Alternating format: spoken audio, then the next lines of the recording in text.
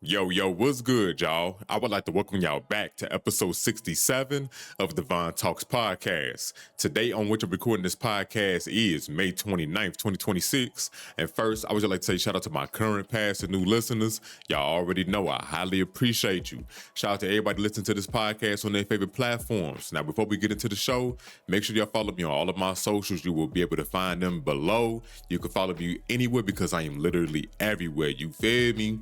So you already know how we got to start this shit off, man. I got to ask y'all, how are y'all doing today? How you doing this morning or this evening? Whenever the fuck you listening to this shit, it is 7:56 in the morning for me. Yeah, man, how are you? How are you? I hope everything is doing good. I hope everything is going well, swell, grand, all that good shit, you know what I mean? And, hopefully, you continue to see better days, you feel me? As far as me, everything is good. I did not get a code for 007, so, that kind of sucked. But we're going to get that motherfucker because that game looks fucking fire. We're going to talk about that in a few. I'm doing good for the most part, though, man. Over the weekend, I had... Over the weekend, the weekend that just passed, I celebrated my girl's birthday and shit. We went out to the Desert Museum. That was a lot of fucking fun. You understand what I'm saying? We went to a lot of different places, you feel me? And, took her to a restaurant so that way she can eat good food. I was not able to eat there because it was a sushi joint, and I do not eat any animal product. You understand what I'm saying? So, it was cool to, sit there, watch her sip her wine, look all cute and shit, you feel me? And, and that was a really fun time. I'm trying to see what else. Oh, I had I took some profits from some shit, started allocating some money in different places, and now I'm about to start making some more moves on that. I'm gonna talk about that in just a few, later in the pod. You already know my favorite portion of the pod. You feel me? Got to talk about that. So other than that, though, it's been great. I've been feeling good. Just trying to just keep my spirits up. Now, I'm going to be completely transparent. I have been slacking on the workouts over the last week. I ain't going to hold you, but, I think starting tomorrow, probably today, I'm definitely going to get back to it. Sometimes I hit that slump when I feel like I'm just overwhelmed with a whole lot of shit. I tend to be like, damn, I'm not even going to whoop the bam. You feel me? When I know I need to do that shit every single day. But I vowed to myself, I'm not going to let that happen for the rest of the year unless I really do need to take a break, do anything, you feel me? But make sure that I get that shit in every single day for the rest of the year, man. I'm trying to look like, what I'm trying to look like by the end of this year, you don't even want to know, man. I'm about to be looking godly out this bitch, boy. I'm telling you. I'm trying to look overly good. Just cause, the last time I seen my body looking that way was when I was in Afghanistan. I was working out every day. Like, that's basically all we had to do outside of, other little shit. And man, I was fucking ripped. Like, I ain't gonna lie. I was shredded low key. I ain't gonna hold you. I was shredded on that bitch, man. That was decent as hell. So I'm definitely gonna get back to that, but better. So yeah, man, motherfuckers working hard, especially because I'm in my prime right now too. So I'm not gonna let that shit go to waste. But I've been good though, man. Just to continue to answer the question, I've been good. Just been, taking things one day at a time and, constantly learning, studying, reading and shit. And, and I'm definitely going to talk about that in a few. I had just got some new comics, which I'm excited to read. I can't wait to start them. And I just found out how much the first issue for Absolute Batman is now. And I have the first issue. I'm going to talk about that as well. So let's go ahead and get into this shit, man. You already know we got to start this shit off with some gaming. Lego Batman Legacy of the Dark Knight just dropped. I bought that motherfucker on day one, but I ain't get to play it because, again, I was celebrating my girl's birthday and shit. And it's a really fun game so far. I started playing that motherfucker on Tuesday of this week. So that shit was, I'm like, oh, this is really fun. I fuck with Lego games. You understand what I'm saying? Like, a lot of motherfuckers might see that shit and be like, oh, this is just for children. Like, nah, they are a lot of fun. It's silly little fun. You understand what I'm saying? Like, it doesn't take itself too seriously. The story seems like it's gonna be decent. I'm fucking with the combat. It's a little slow, but I ain't even make it to like the main open world part of the game yet. You feel me? I'm still towards the beginning. I'm back at Bruce's Manor. So listen, if you want to play that, oh, and it's co-op. I'm trying to get my girl to play that motherfucker with me before I get too far in the game. But it's co-op, and you can drop in and out whenever you want to. Whoever's playing the game, you can hop right in, drop right out. That shit is really nice.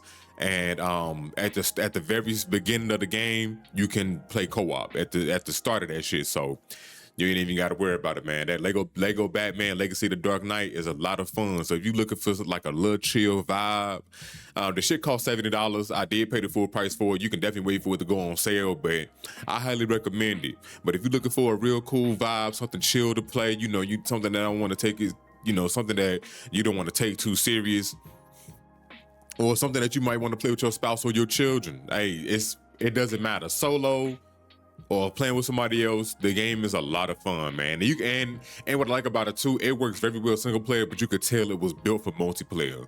So listen, man, go check out that Lego Batman Legacy of the Dark Knight. That shit is a lot of fun so far. I'm not gonna lie to you.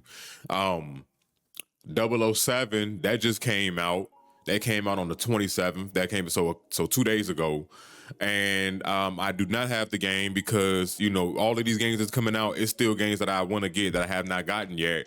And because, listen, I got to be a responsible adult. I can't be spending all my money on these games. And that's another $70 game. And I'm going to get it when I get paid. But I'm like, I had the extra money to spend for Lego Batman. You feel me? Now I'm like, damn, I should have waited and got that 007. I want that shit bad, boy. And that game like 20 hours long or something like that. It's 10 chapters in total, I just found out.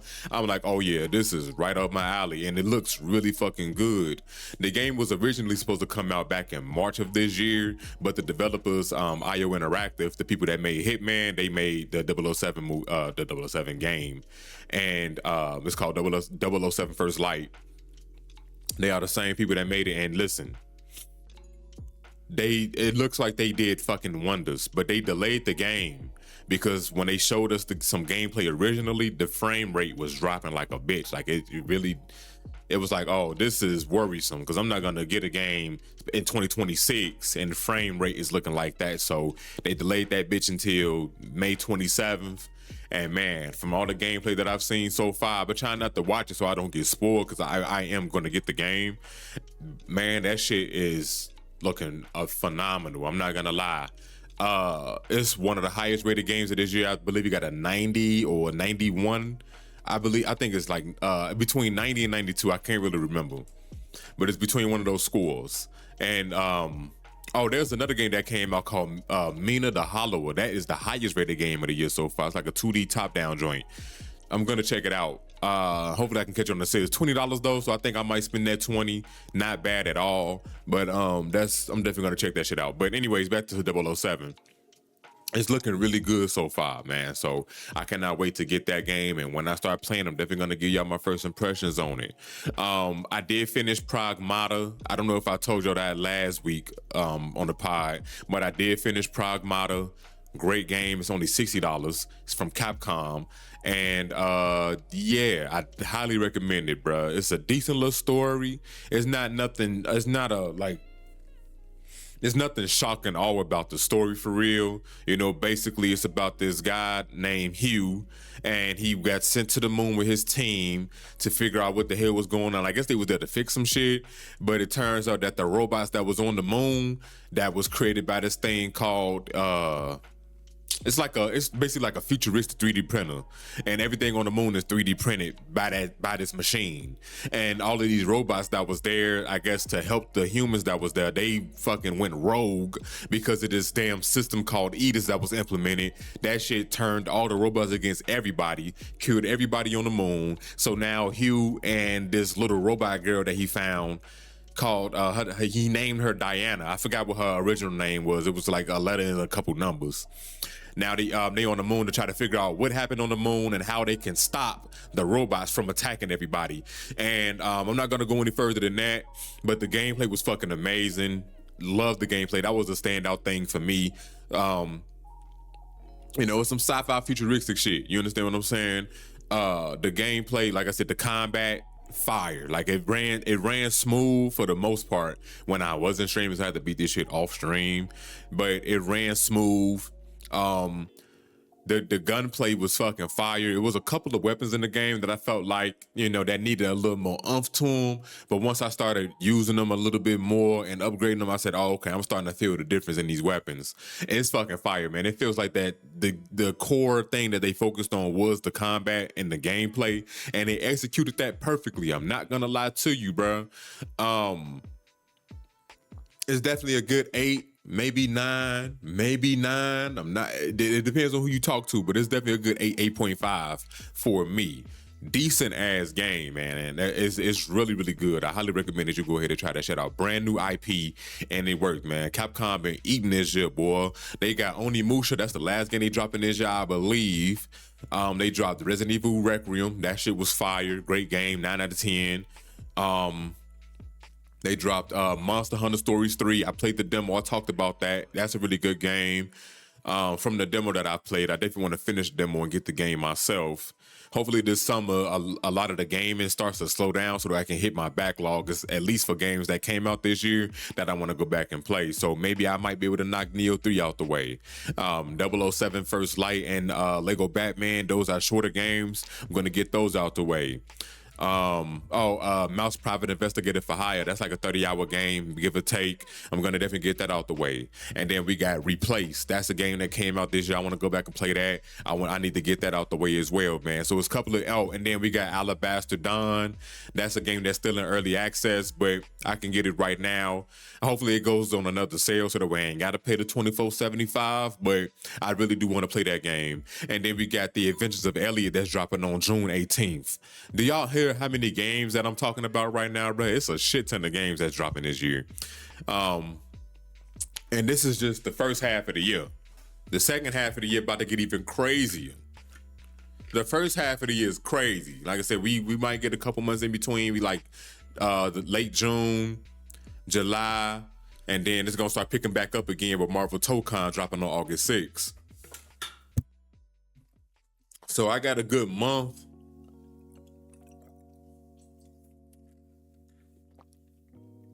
I probably have a good month and a half of dropping game of playing, like, getting through my backlog as much as I can, because once Marvel Tokenize drop, I'm gonna be on that shit like white on rice. And then we got the Avatar fighting game. That shit looks amazing. Let me not say amazing. I don't want to overhype it like that.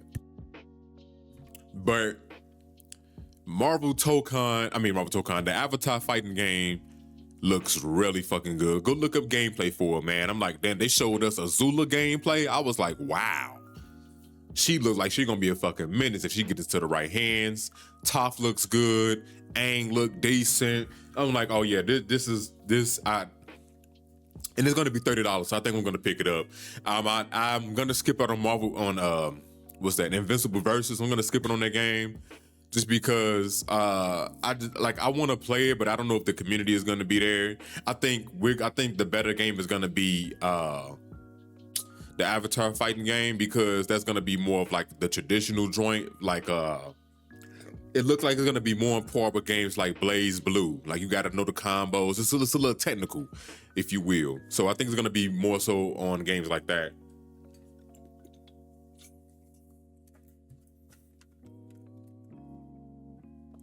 Make sure y'all stay hydrated.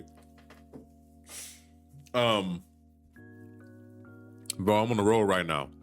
So yeah, we have a lot of games just in the first half of the year that then came out, and I'm just like, yo, the second half is gonna be crazy. We got did I talk about the Adventures of Elliot? Yeah, I'm playing through the demo right now.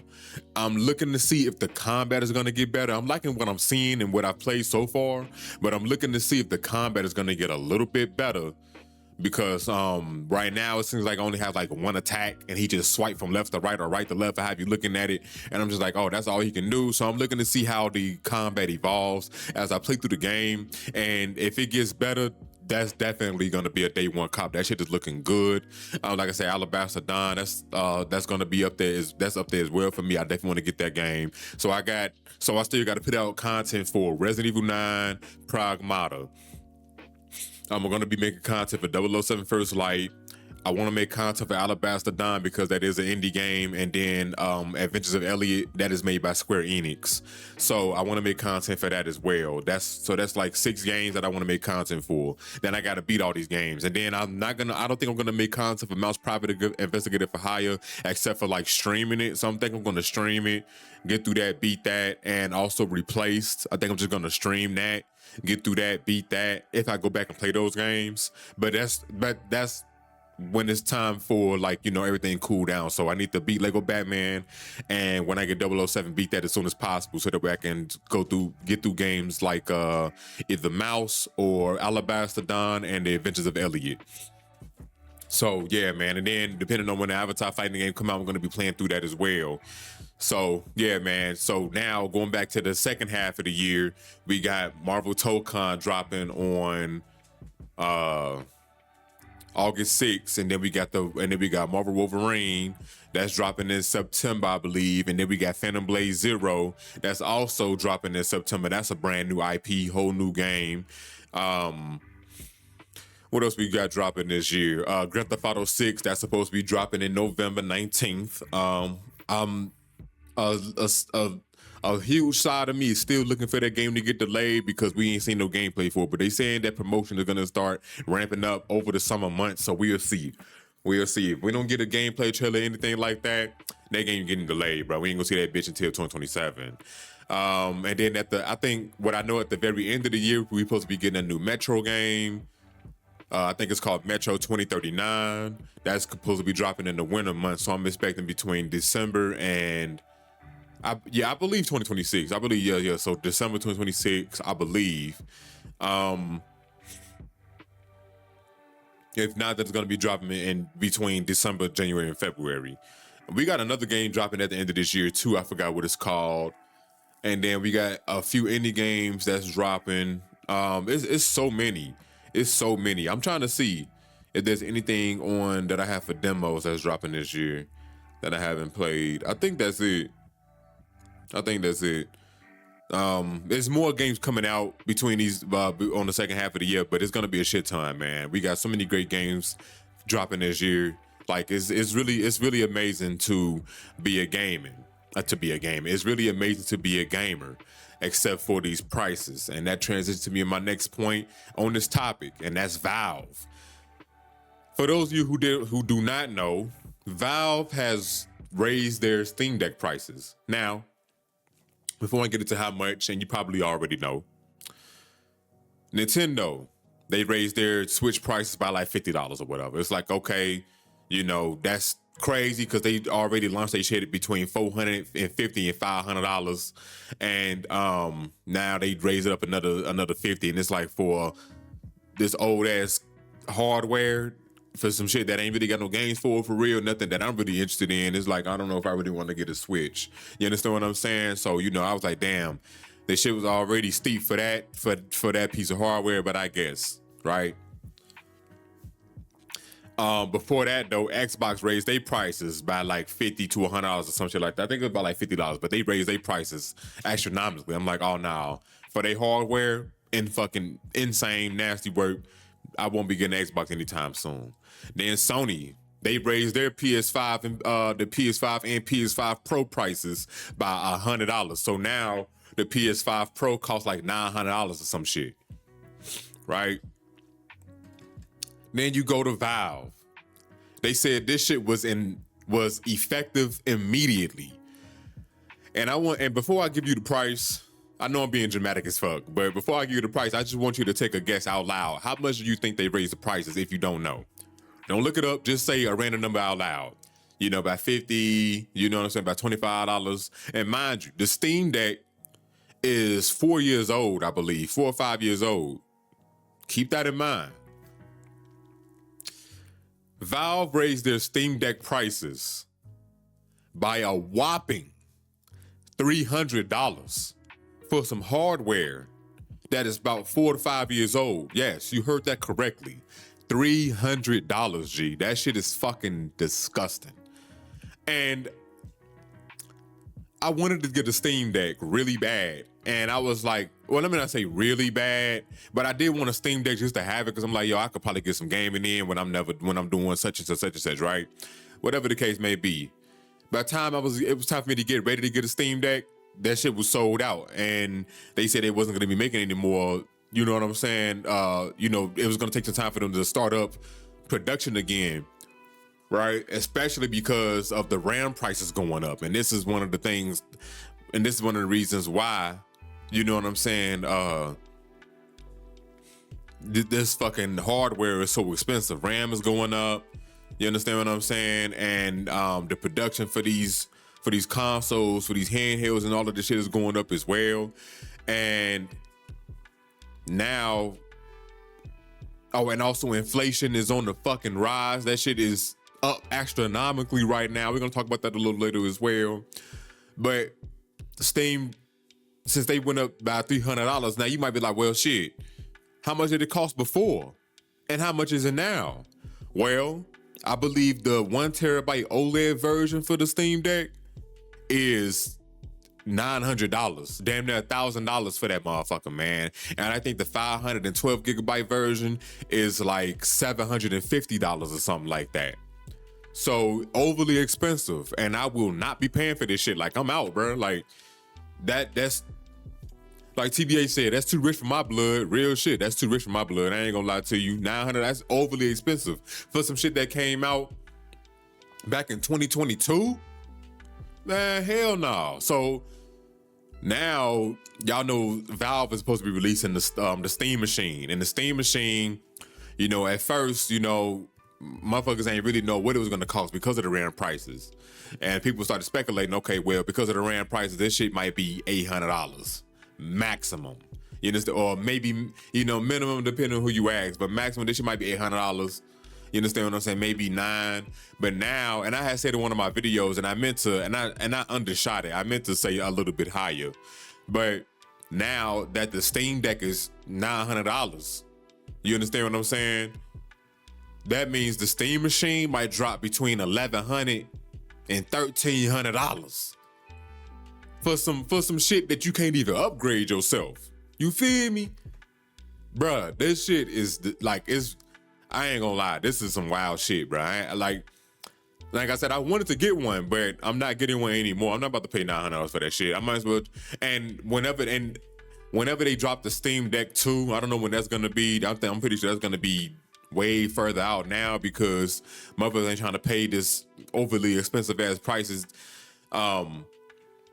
They might end up dropping the Steam Deck 2 for about $1,000 starting. You understand what I'm saying? That's starting.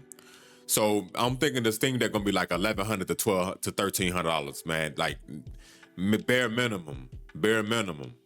Like it's getting expensive, man. You understand what I'm saying?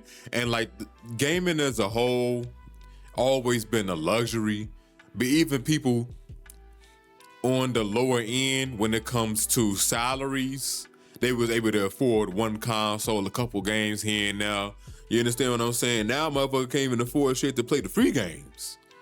Like, you know what I mean? Like it's really it's getting bad. And this is an indicator. This is just the GOAT. This is I really want y'all to think about this on a bigger scale, on a grander scale.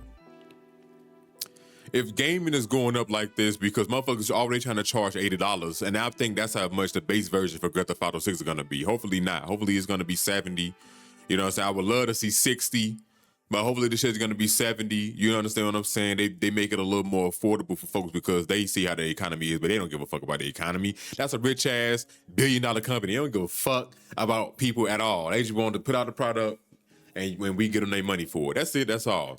But hopefully, you know what I'm saying, they do be like, we're gonna make this bitch 60. And they're gonna end up making more money than ever because more people will be able to afford it, whatever, right? Let me see if I can get back to it before I forgot where I was going with it. So this is just the indicator. If gaming is going up like this, and that was already a luxury hobby, you understand what I'm saying? Now it's pricing folks who was able to get just one something out of the year. It's pricing them out.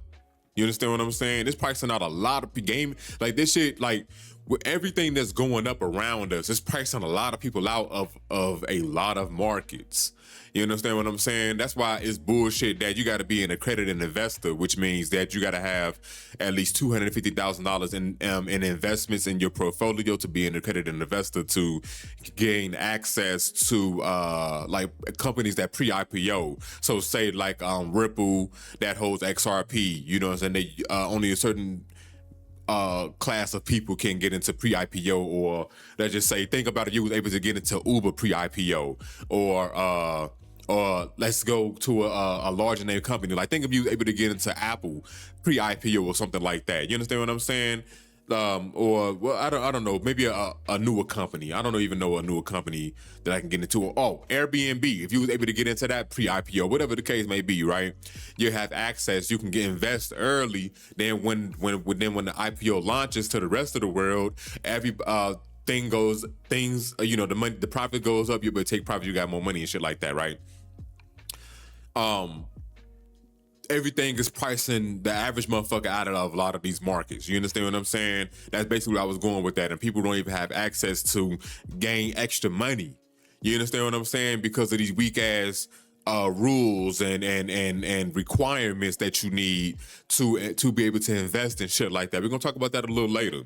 But just so I don't steer too far from what we're talking about. So, you know, everything is going up, man. You know, groceries, gas, you feel me? And every day that the Trader or Moves is closed, that's 3 days of damage, I believe, or some shit like that. So we got months on months. And that's on top of everything else. This is not just like with the Trader or Moves being closed. You know what? We're going to talk about that a little later, man. We're going to talk about that a little later. But just know this is an indicator of everything else going up, man. Gaming going up like this, pricing the average motherfucker out, listen, it's getting nasty. So my message to you is, before I go on to the next point within this topic, then we're gonna move on. You know, help thy neighbor. You know what I'm saying? Help one another. If you know motherfuckers that grow food, ask them to teach you the way. Ask them for some pointers. Try to grow your own food, especially if you live in environments that you know that grows certain vegetables and fruits and shit like that, man. Get on that shit, bro, so that that's less money that you will have to spend per year going to the grocery store. You will already have that in abundance at your home. You understand what I'm saying? And motherfuckers might be like, oh, I ain't got enough space. Unless you living in one of them little ass apartments that cost $2,500 to live in New York, that barely got a bathroom in that bitch, you got the space, bro. You got the space, man. Use your patio. You understand what I'm saying? The basement, places that got some decent sunlight, whatever the case may be. Start growing your own food and shit. That'll save you a little more money. You know, because going to the grocery store and all of this shit is what we doing is unnatural any motherfucking way. You understand what I'm saying? We should be able to pick from the earth, and you know what I mean? That is just convenience. You feel me? But that's another topic for another day. So yeah, man, it's nasty work. It's nasty work. Shit is going up, man. $300. I won't be getting this. I will not be getting a Steam Deck. And you know, Valve worth billions upon billions of dollars. I'm pretty sure they could take the hit on taking a loss on whatever the case may be, but I know that's not gonna happen. So that's man, whatever, man. It's nasty, bro. It's really nasty. I wasn't expecting that at all. And they said effective immediately. And the crazy part is you still can't buy one. That shit is still sold out right now. So yeah, man, they don't tell me when that shit gonna be available again. Next point, there was this showcase that me and my homegirl Homeless had co-streamed. And it's called the Inside of Gaming Showcase. It's basically if you watch any of my shorts content, you know I do the gaming news, and that's where I get a lot of my news from. The Inside of Gaming show, Inside of Gaming, and they had a showcase, and it basically was to help games get seen and to see what investors want to or whoever wants to, you know, fund or help fund those games. You understand? Games that need funding. You feel me? That need some money behind them so that way they can push their game to the next phase or to the next you know, to the next limit. You feel me? So not gonna lie, it was not a good showcase. Um, I'm pretty sure inside the game it have connections to where they can get more games or have access to games that probably, you know what I'm saying, would like to get extra funding. You understand what I'm saying? Or can give us a sneak peek on some shit. But that showcase was not good. They showed a lot of games where I was like, okay, it was a couple that I seen. I was like, I'll try the demo out. But most of those games either was not for me or they just did not, they looked undercooked as hell. And I understand that, yeah, these are a lot of games that probably wasn't finished that was being shown. And, you know, these are games probably still in development. If they get the extra money behind them, they could take it to the next level. But it's just like, man, if there's a way that they can, you know, show better games and have commentary with each trailer as well, then that'll make the showcase a lot better. And what I mean by having more commentary is a lot of the time, if it wasn't me and Homeless talking, that shit was like, it was quiet as fuck. It was extremely quiet. You know what I mean? They were just showing us gameplay. Now, I like that they were showing us gameplay. You know what I'm saying? It was no fluff. It was straight games. It was games after games after games, and I appreciate that. But it at least needed some commentary in the background because it seemed stagnant. Like it got to a point where me and Homeless was just talking over trailers, and there was a few that went by. I'm like, damn. I'm looking at it, but none of that shit piqued my interest for real. You understand what I'm saying? Like it was this one demo, it was 2 demos that I downloaded. I was like, oh, I guess I'll give it a try. It's called Deca Duck. It looked like a Mega Man clone. It looked decent though. I did like the art style. And Eclipse to Invasion. I do not remember what the fuck that game looked like. But as a matter of fact, I could pull it up right now as I'm talking about this shit. So the way y'all can get have a clue what I'm talking about. Let me see if I can pull up. Let me see. Deca Duck. There we go. Go ahead and switch the cam real quick. Just so y'all can see what the hell I'm talking about. We're going to fast forward. So if you look at the very bottom, we're going to blow that bitch up for y'all, man. That's basically what it looked like. I mean, and if you can't see it, like I said, it's like a Mega Man clone. But the art style do look good. This game has some potential. And that's another thing too. I will say to you know, to not to rag on the inside of Game and Showcase too hard. I will say a couple of these games do seem like they have potential, and if they get the right funding behind them, then they can definitely make some news. Probably make some moves. They could probably make some noise out this motherfucker, man. So yeah, that's basically what it looked like. It's a demo out for it right now. You can go ahead and try that shit out. And then the other game, it was Eclipse Evasion or some shit like that.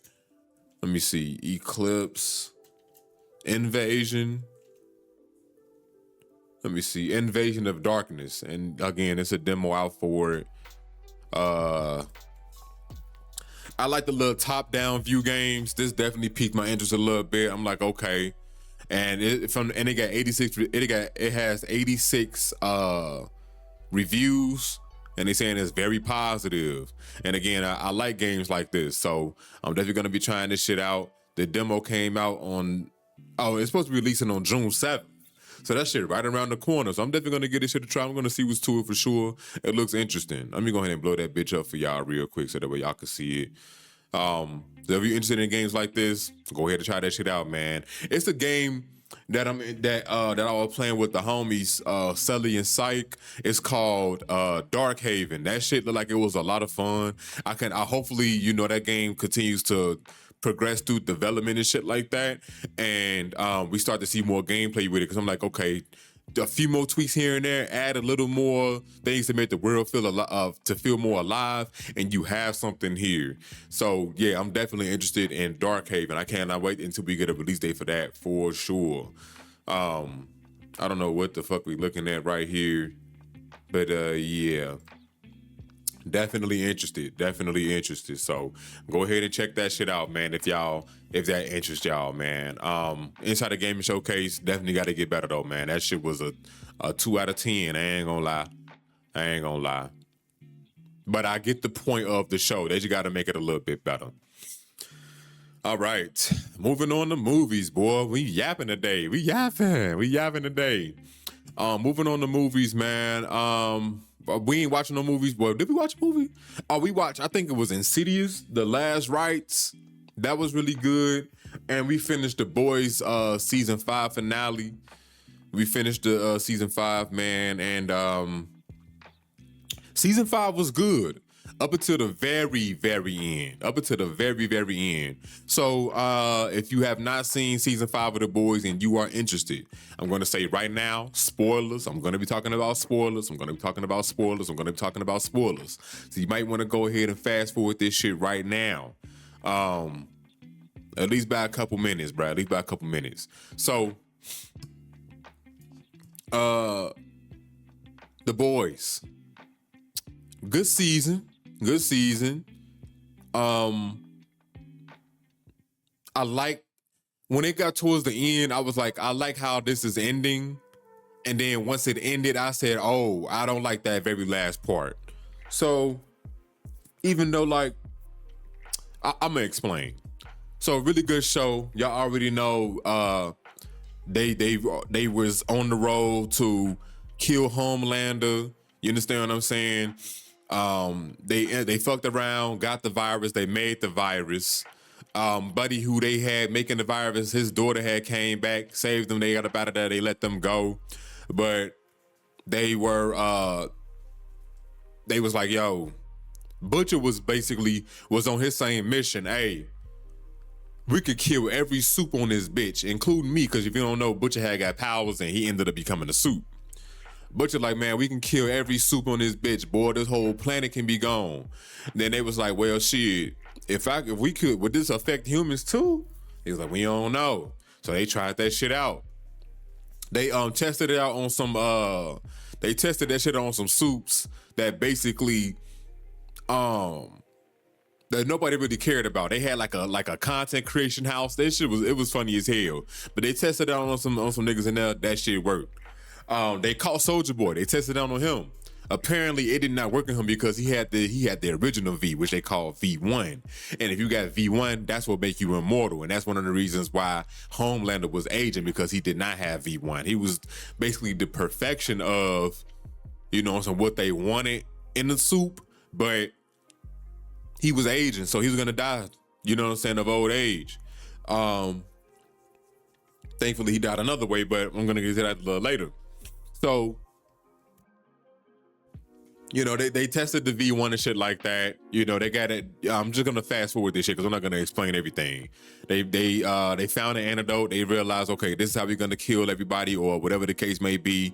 We're gonna do it like this, and if it don't kill you, no. We're gonna do it like this, and so that way we can save other soups as well. We just only worried about trying to kill Soulja Boy if he gets in the way, and Homelander. Fuck around, Soulja Boy, he was on a mission because Homelander lied to Soulja Boy, which is Homelander's dad. Which, oh my God, that whole shit was nasty. But if you know, you know. But when it comes to Stormfront, Homelander's dad, and Soulja Boy and that whole little thing, that shit was disgusting. Finding out like, oh man, that's nasty. But yeah, man, they found that way that they was gonna be able to kill Homelander himself. That ended up did not fall through. So they were trying to make so they had got Sage to work with Butcher and them, because fuck around, Soulja Boy had gave Homelander the V1. That nigga became immortal and he became more stronger. So they basically were just trying to figure out, okay, how can we recreate the power that Soulja Boy has? And they was putting chemical through all this radiation bullshit, this, that, and the third. And she ended up getting the same power that Soulja Boy had. So now she can take people's powers away as well. The way that was written, I feel like that could have been a little better, but it is what it is, because apparently Sage knew how to do it, and that's how Chemical ended up, getting her powers and shit like that. So long story short, you fast forward, Sage ended up getting her powers taken away because she did that on purpose. Now her mind is like average, so she was happy. Frenchie ended up dying, unfortunately. Don't know why he had to die. I think that was crazy. But he sacrificed himself, basically. I was hoping that it was a way that they could have saved him, but it is what it is. I felt like that was unnecessary. I ain't gonna hold you. But it is what it is. Let me see who else. You fast forward to that. There was a big fight at the end. They was fighting in the Oval Office. Butcher, Homelander, Homelander's son or Butcher's son. What's his name? I forgot that little boy name already. I forgot his name. But it was cool to see him like grown, like him a little more grown now. That shit was pretty cool. I'm like, damn, he done got so much older. Cause we seen him from when he was like yay high. You feel me? That was cool as hell. But and Kimiko, she was there. They ended up taking Homelander's powers away. The way Butcher whooped his ass and then put a crowbar in the middle of his head. I thought that was pretty cool. Then you fast forward.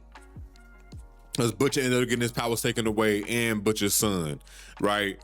So you fast forward, it seemed like Butcher wasn't satisfied with the result. He wanted to kill all the Supes, especially because, what's his name? He ended up taking Vault again. I forgot his name, the original CEO of Vault, and ended up taking that shit over again. So Butcher was like, well, shit, he back in office. Ain't no telling what's gonna be the next Supe, you know what I'm saying, to come back and be the next Whoopty Bam, so he gonna kill everybody. He figured out a plan on how he was gonna kill everybody. He was gonna let that poison go, and it was gonna kill, you know, Starlight, Kimiko, everybody. They ended up having Hugh kill the man. I felt like, and towards the end, he wasn't gonna pull the trigger. He was taking his finger off the trigger, off the little time bomb, right? And Hugh ended up shooting him in the stomach. Butcher died, and I'm just like, wow. That didn't even have to happen for real. I ain't even gonna lie to you. Like, yeah, I get it. It seemed like Butcher was selfish. He had one mission, but it's like, did he really have to die? I just feel like it was a few unnecessary deaths. And they really killed people that I cared about in the show. Like Frenchie, I cared about Frenchie in the show. I was like, yo, he a crazy motherfucker, but we fuck with Frenchie. You understand what I'm saying? Butcher, he was an asshole throughout most of the show, and he did seem very fucking selfish throughout damn near the whole show. But they didn't have to kill Butcher, man. He wasn't going to kill all those Supes, bro. You understand what I'm saying? Like, he could have just kept moving, bro. He already killed who he wanted to kill, and that was Homelander. You feel me? I don't know, man. I feel like the season finale for the boys, the show finale for the boys could have ended differently, a lot better than that, but it is what it is, man. I'm glad that we finished the show. It is a really good show. 5 seasons. I ain't mad at it. You know what I'm saying? It was cool to see Homelander die because that motherfucker seemed like he was trying to make people call him God, and the people was not fucking with him like that. So it's good show overall, but I wish it ended differently. All right, moving on, man. I copped a few comic books. Now I know y'all might be thinking to yourself like, well, fuck the comic books. What about the book that you was reading, the Ray Dalio? I'm still on chapter 5. I have not progressed through that shit.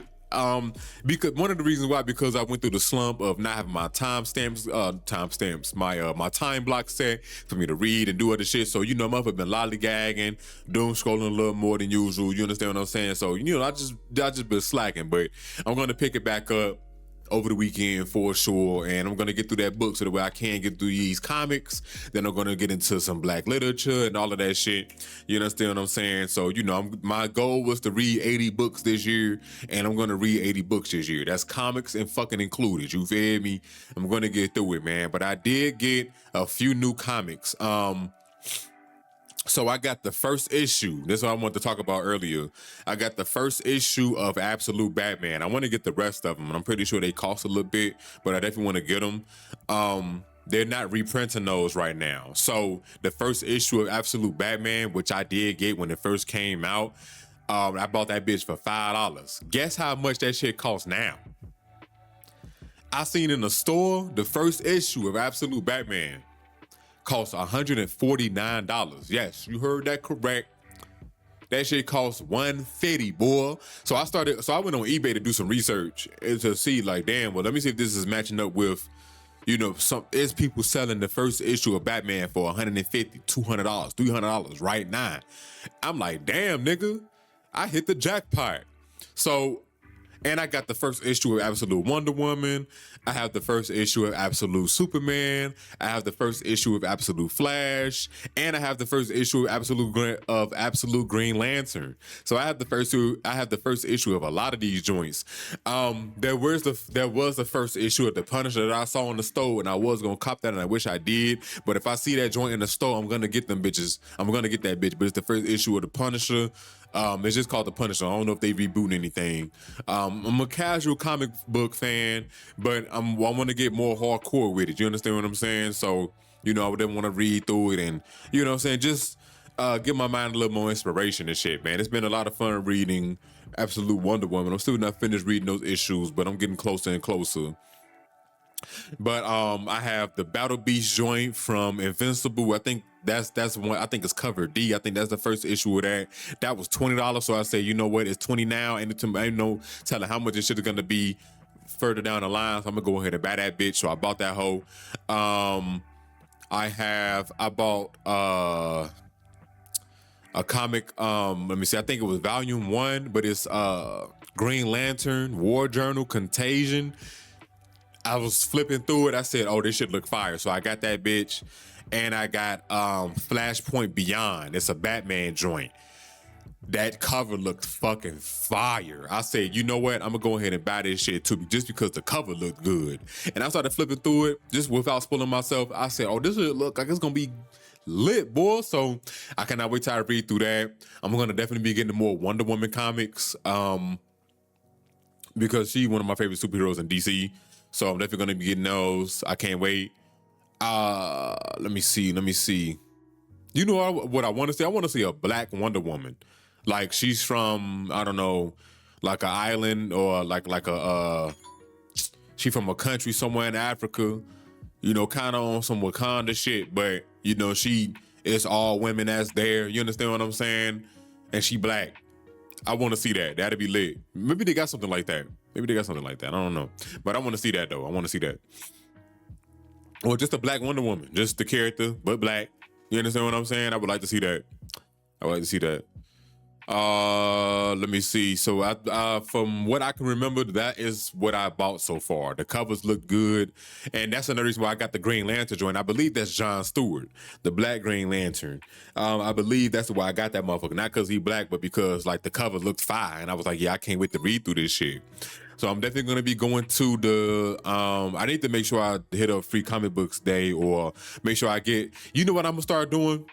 I'm gonna have a calendar. I don't know if I'm gonna have like a digital calendar or something like that, but I'm gonna make sure that for like the free comic book days and shit like that, I have that on the calendar where I can see it, so the way I can like, okay, I'm gonna start going to these comic book stores and getting these hoes for the low.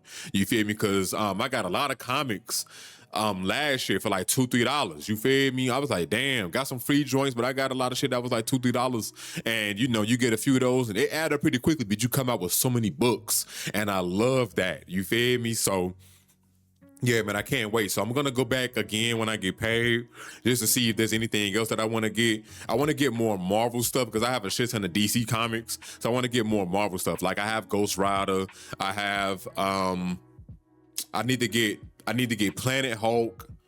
It was a couple Hulk joints that I seen. I was like, oh, I need to get those because the Hulk, he's my favorite superhero in Marvel. So, which is funny because my favorite superhero in Batman and DC is Batman, but my favorite in Marvel is definitely the Hulk for sure. I fuck with the Hulk real heavy. He's just a walking tank. Like he's unbeatable, like unkillable. He's just a machine, bro. He's just a machine. So I'm definitely gonna go back and get some more Hulk comics for sure. Me and my girl have found a new comic book store. It's a record store, comic book store, and a space for people to buy board games, and they can have and you can buy cards there and shit like that. They have a lot of Magic the Gathering cards. Again, they have a lot of board games and they have tournaments there. So it's like that type of store. And I want to go and support more local comic book stores like that because I don't order anything from Amazon, to be honest with you. Like I rarely do. Like, I don't really support them for real. I try to support local as much as I can. Fuck a corporation. I support local business. I really try to live through that. Like, I go to the farmers market every single Sunday. You understand? I try to support local as much as I can. Like I practice in what I preach. You feel me? Shout out to Earl for that line, boy. That shit hard, but I really do that. Like, when I say I go to the farmers market, I really support local for real. Like, that's my, like, if I didn't have to go to Walmart for toilet paper and shit like that, I wouldn't. You feel me? For tissue and shit, I wouldn't. For paper towels, I wouldn't. You feel me? I would definitely shop a local butcher. I'm gonna do some research. I'm gonna do some homework to see if there is like a local brand or like a small business that is in the paper towel or a tissue business and shit like that I can order from. And I'm gonna start buying from them. And although it may be a little more expensive, it'll most likely be better on me because they most likely won't be using all those chemicals and shit like that. And I'll be supporting something local and small, and hopefully they can get, you know what I'm saying, become big. You feel me? So I'm definitely gonna be looking and doing more research on that. Like, I don't really support corporate like that. Like grocery stores, I go to the grocery store just because, you know, they have a lot of things that I really can't, that I don't have, or that I can't get at the farmers market. You feel me? Like papaya and shit like that. So, you know, I try to shop as local as possible. I don't really go to I don't go to Target. I don't go to Target. I really don't go to Walmart like that. You know, this is, you know, I'm really trying to, again, I'm living what I preach, bro. You feel me? Just trying to live by the words that I stand on, man. For real. Like, I really do this shit. So, I don't even know where I was going with that. I don't know where I was going with that. Oh, it was the comic book stuff. So yeah, I'm trying to support more local comic book shops. You understand what I'm saying? And going in and getting these comics, especially for shit that's coming out. And, you know, that's, you know, I'm getting the first issues too. Like, me getting all those first issues to Superman and different covers and shit, like, that shit is fire and they in mint condition. I'm holding on to them bitches forever. I'm probably, bro, I'm already knowing I'm sitting on an early bag. You feel me? I'm about to start getting into collecting Pokemon cards and shit too. Cause I got this app and it's strictly for profit. Like, you know, granted, you might be like, oh, that's ruining the woo out the bam. I want some money. And even and when the bubble bursts, cause there's gonna be a lot of bubbles that's gonna pop, man. Like, you know, the Pokemon bubble, it's gonna go back into regular hands, but I'm still going to invest in it. Cause where bubbles pop, shit come down, things go back on the rise every single time. So, you know, the AI bubble gonna burst. We're gonna talk about that a little in a few. The AI bubble gonna burst, the Pokemon shit, the stock market, because the stock market is overvalued like a motherfucker. If you go look at the Warren Buffett calculator, you understand what I'm saying.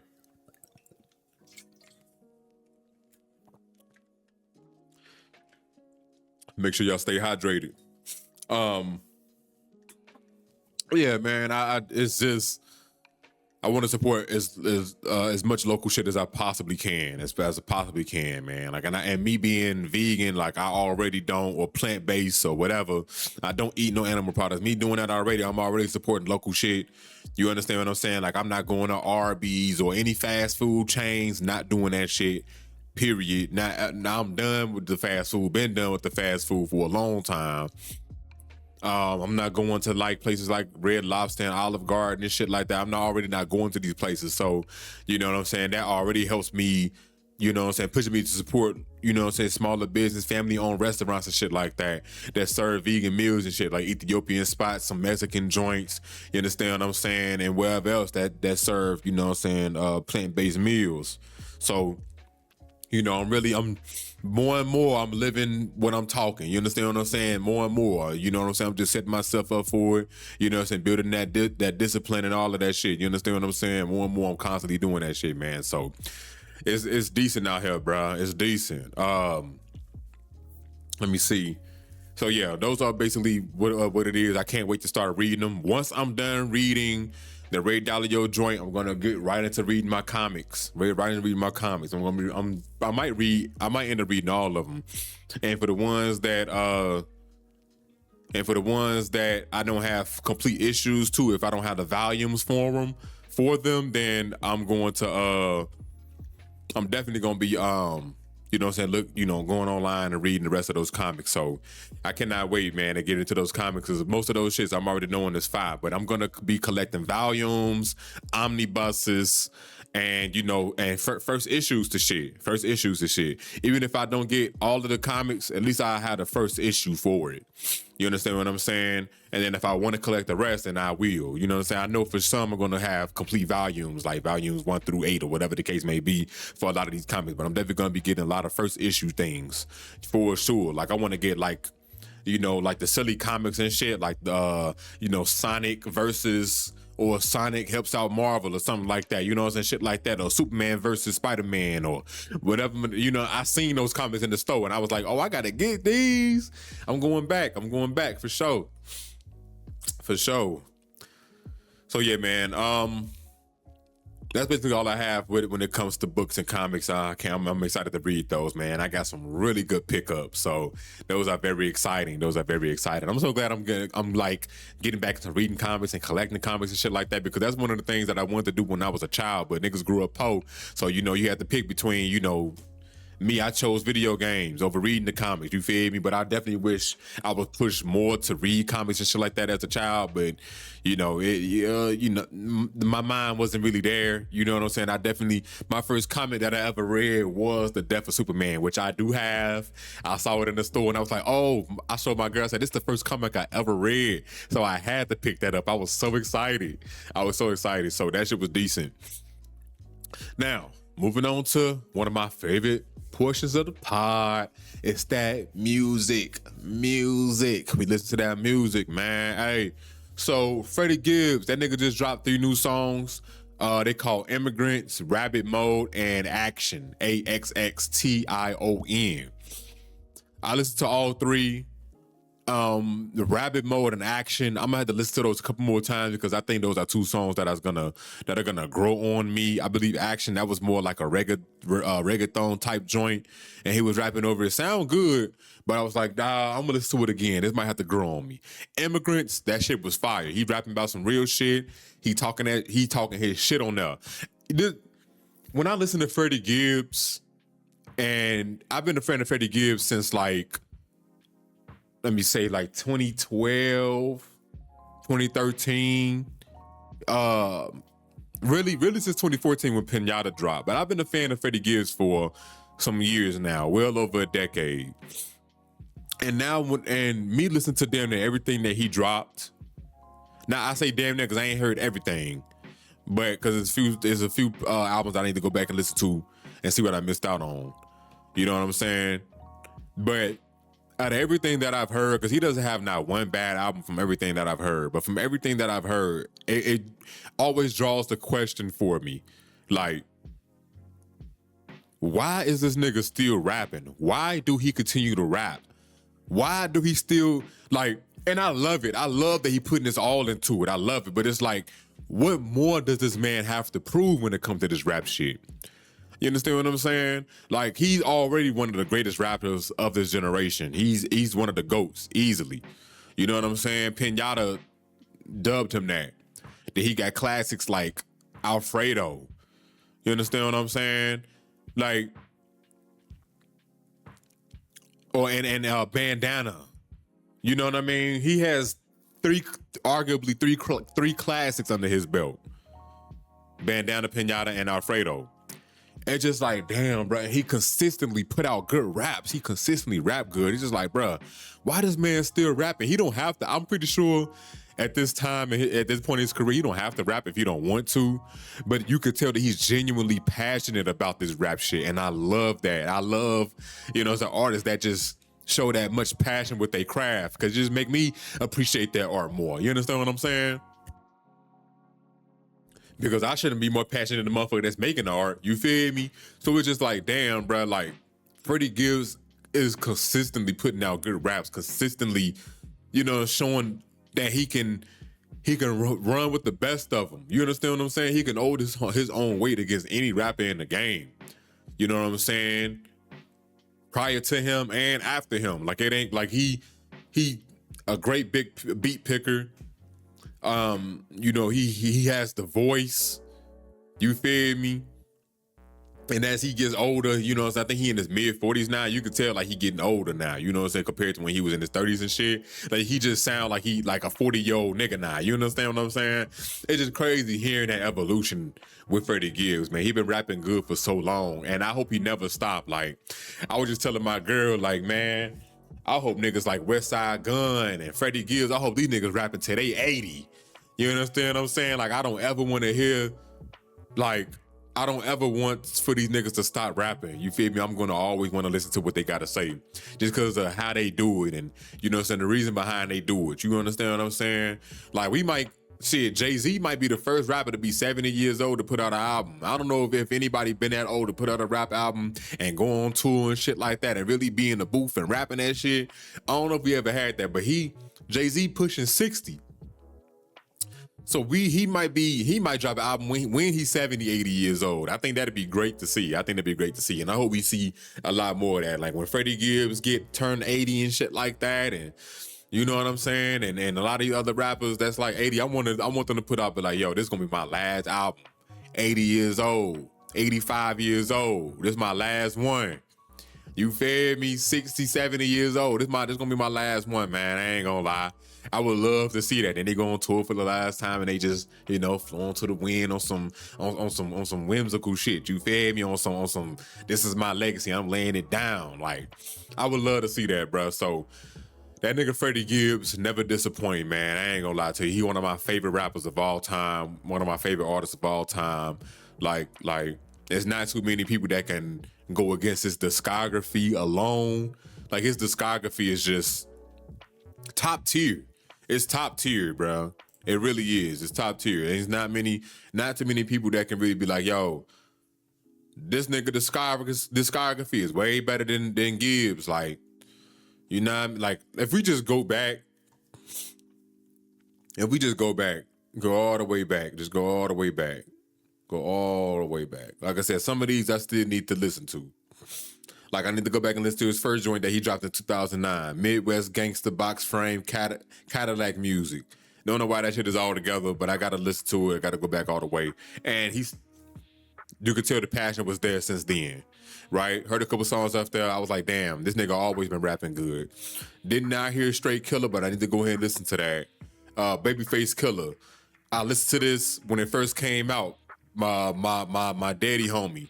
He dropped, he came through, he said, you ever heard of Freddie Gibbs, Babyface Killer, woo up the bam? Like, nah, Freddie Gibbs hard. This is my first time hearing Freddie Gibbs. And I ain't listened to him, and then I didn't listen to him again until my homeboy put me on for the second time. He's like, you ever heard of Freddie Gibbs? And I think I forgot about him. I said, nah, he put me on. He dropped this shit called Pinata, woo up the bam. And I've been a super fan since then. But this is the first joint that I heard from him. So my dad, homie, Lil E, he basically put me on. And then my homeboy reintroduced me to Freddie Gibbs. And it's funny because I was listening to Dom Kennedy back then and shit like that. So it's just funny that in Currency, obviously Young Jeezy, it's just funny that, and you know, he was signed under Young Jeezy at one point. But it's just funny because I would listen to these niggas and I did not go back and listen to Freddie Gibbs at all. But this was decent as hell. I remember listening to Babyface Killer and Lord Giveth, Lord Taketh Away. I did hear some songs off of this. This shit was fire. I said, oh yeah, this shit decent. Cold Day in Hell. I didn't listen to the whole thing. But it is this song called Natural High. That shit is fucking fire. Even Higher Learning, that shit hard, boy. ESGN, Evil Seeds Grow Naturally. I heard a few songs off of this bitch. That shit was decent. I said, man, this nigga Gibbs is raw as hell. Then you got Pinata. That's a classic. The Tonight Show with Freddie Gibbs and the World's Freshest. I didn't hear this. Let me see. Then you got Shadow of a Doubt. I heard a few songs off of this. That shit is fire though. You Only Live Twice. This shit is hard. 8 songs, fire. Freddie. This is a really good fucking album. Fucking fire. Go listen to Freddie. In reference to Teddy Pendergrass. If y'all like know, that shit hard. Fetty. That's the album he dropped with Currency. That shit was fire. I'm like, man, this nigga don't miss. Bandana, that's a classic. This nigga don't miss. Alfredo, that's a classic. This nigga don't miss. He do not miss. So Separately, this was decent. Not his best album, in my opinion. It was cool though. He got some songs I was really, really fucking with. Let me see. You Only Die Once. This is a fire album. This shit was hard. Alfredo 2, this was decent. The only thing that one of the things I don't like about this album is Larry June's verse on this bitch. I ain't gonna lie. The song was hard, and then when Larry June got on this shit, that shit killed the whole momentum for that song. I ain't gonna lie to you. Had me, when I was going through, I said, damn, do I even want to listen to the rest of the album? That's how bad that verse was. I ain't gonna lie. That shit was bad.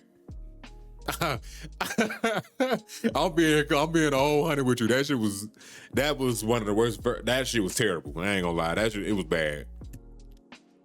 I'm gonna go back and listen to it, and I listened to it a couple times after that, and I was like, man, this ain't it, bro. Larry June, he could have. I would have told Larry, go back and rewrite this shit. I ain't gonna lie. Redo this, boy. Redo this verse. I wouldn't accepted that. If I was Freddie, I wouldn't accepted that. Not to be on my album. Hell no. But solid discography though, bro. He doesn't have not one bad album. His Freddie Gibbs discography is better than a lot of y'all rappers' favorite rapper, bro. A lot of y'all favorites rappers' discography. Freddie Gibbs is better than that shit. I can name off a few, but I ain't gonna be like that. But make sure y'all go listen to that shit though, man. Like I said, I recommend this to the Immigrants. That shit was fire. So go make sure y'all go listen to that shit, man. And if you want to listen to Rapid Mode in Action, you definitely can as well. Now moving on to this nigga called The God Fahim. I really just found out, Rome Streets dropped a new song called Cocaine Cold Train. So I gotta listen to that. That sound fire.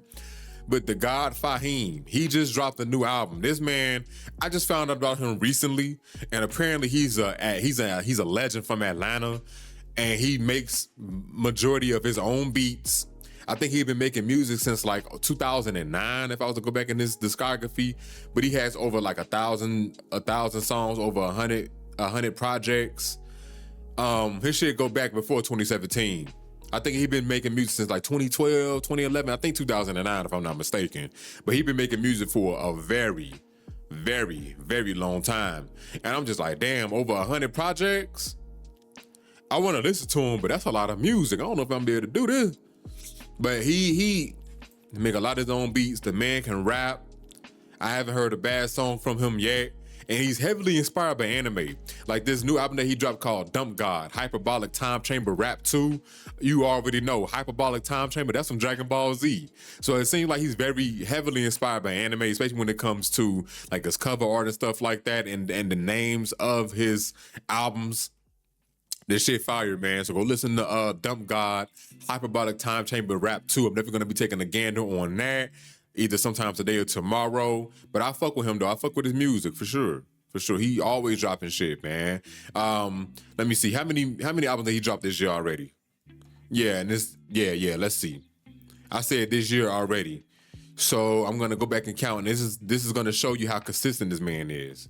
So let's see. 1, 2, 3, 4, 5, 6, 7. He dropped 7 albums already this year.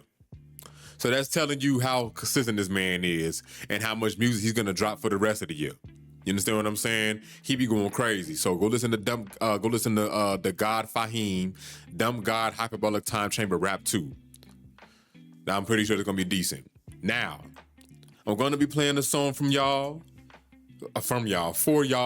It's by Alicia G. It's called Options. I really do fuck with this song. This is on her album called Now or Never. It's 20 songs on that motherfucker, but it's 42 minutes long, so it's pretty damn short. She doesn't make her songs don't really go past 3 minutes for real. A lot of her songs don't go past 2.5 minutes. You understand what I'm saying? She make her shit be short, easily digestible, but I like her a lot though. She really can rap. So I'm gonna go ahead and play this shit for y'all. YouTube, I apologize in advance.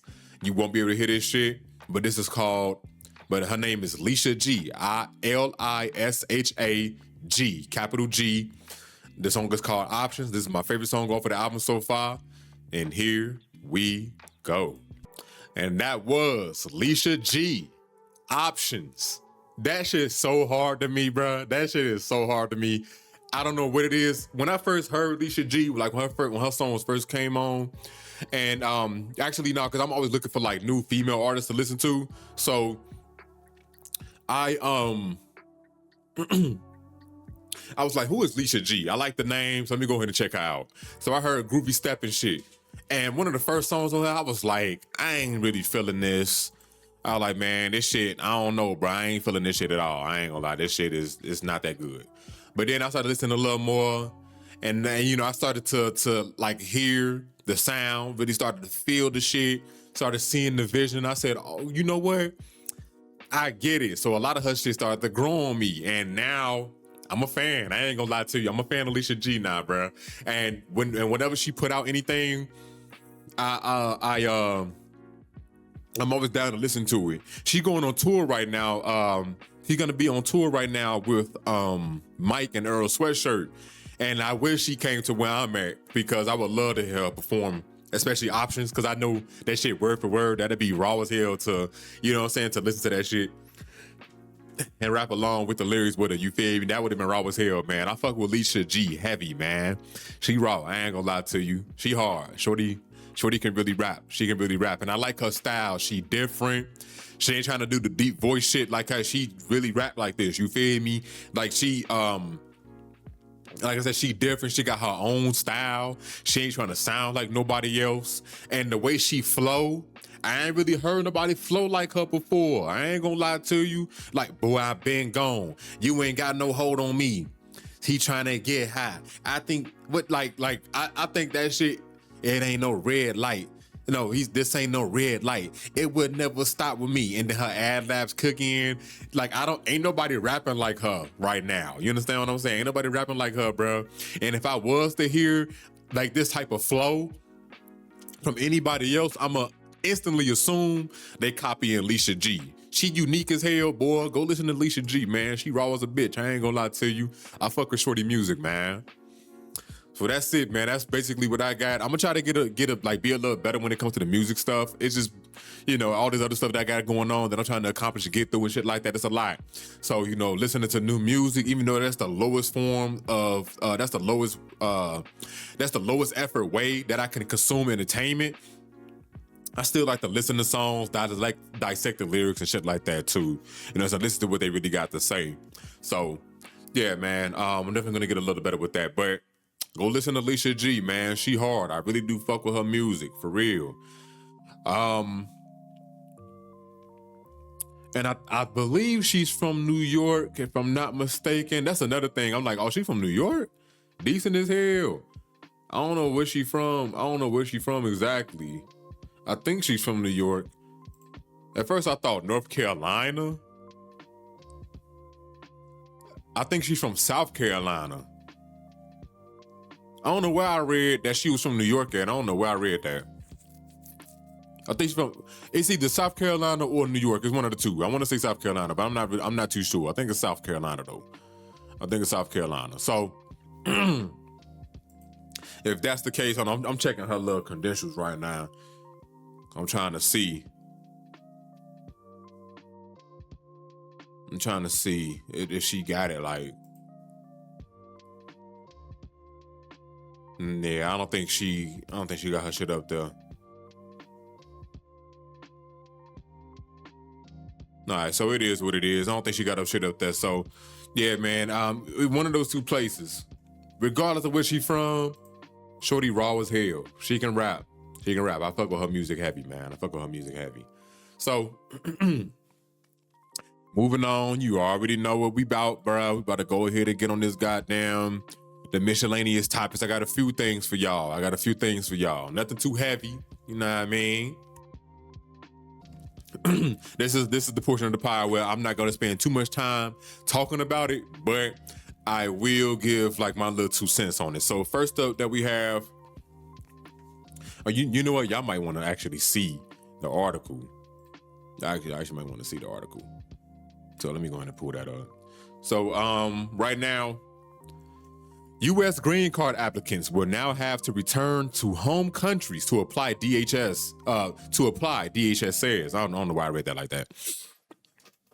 So basically meaning folks who was applying for a green card while they are in America already, they got to go back home to their home country. They got to go home and complete the process over there. And it's fucked up.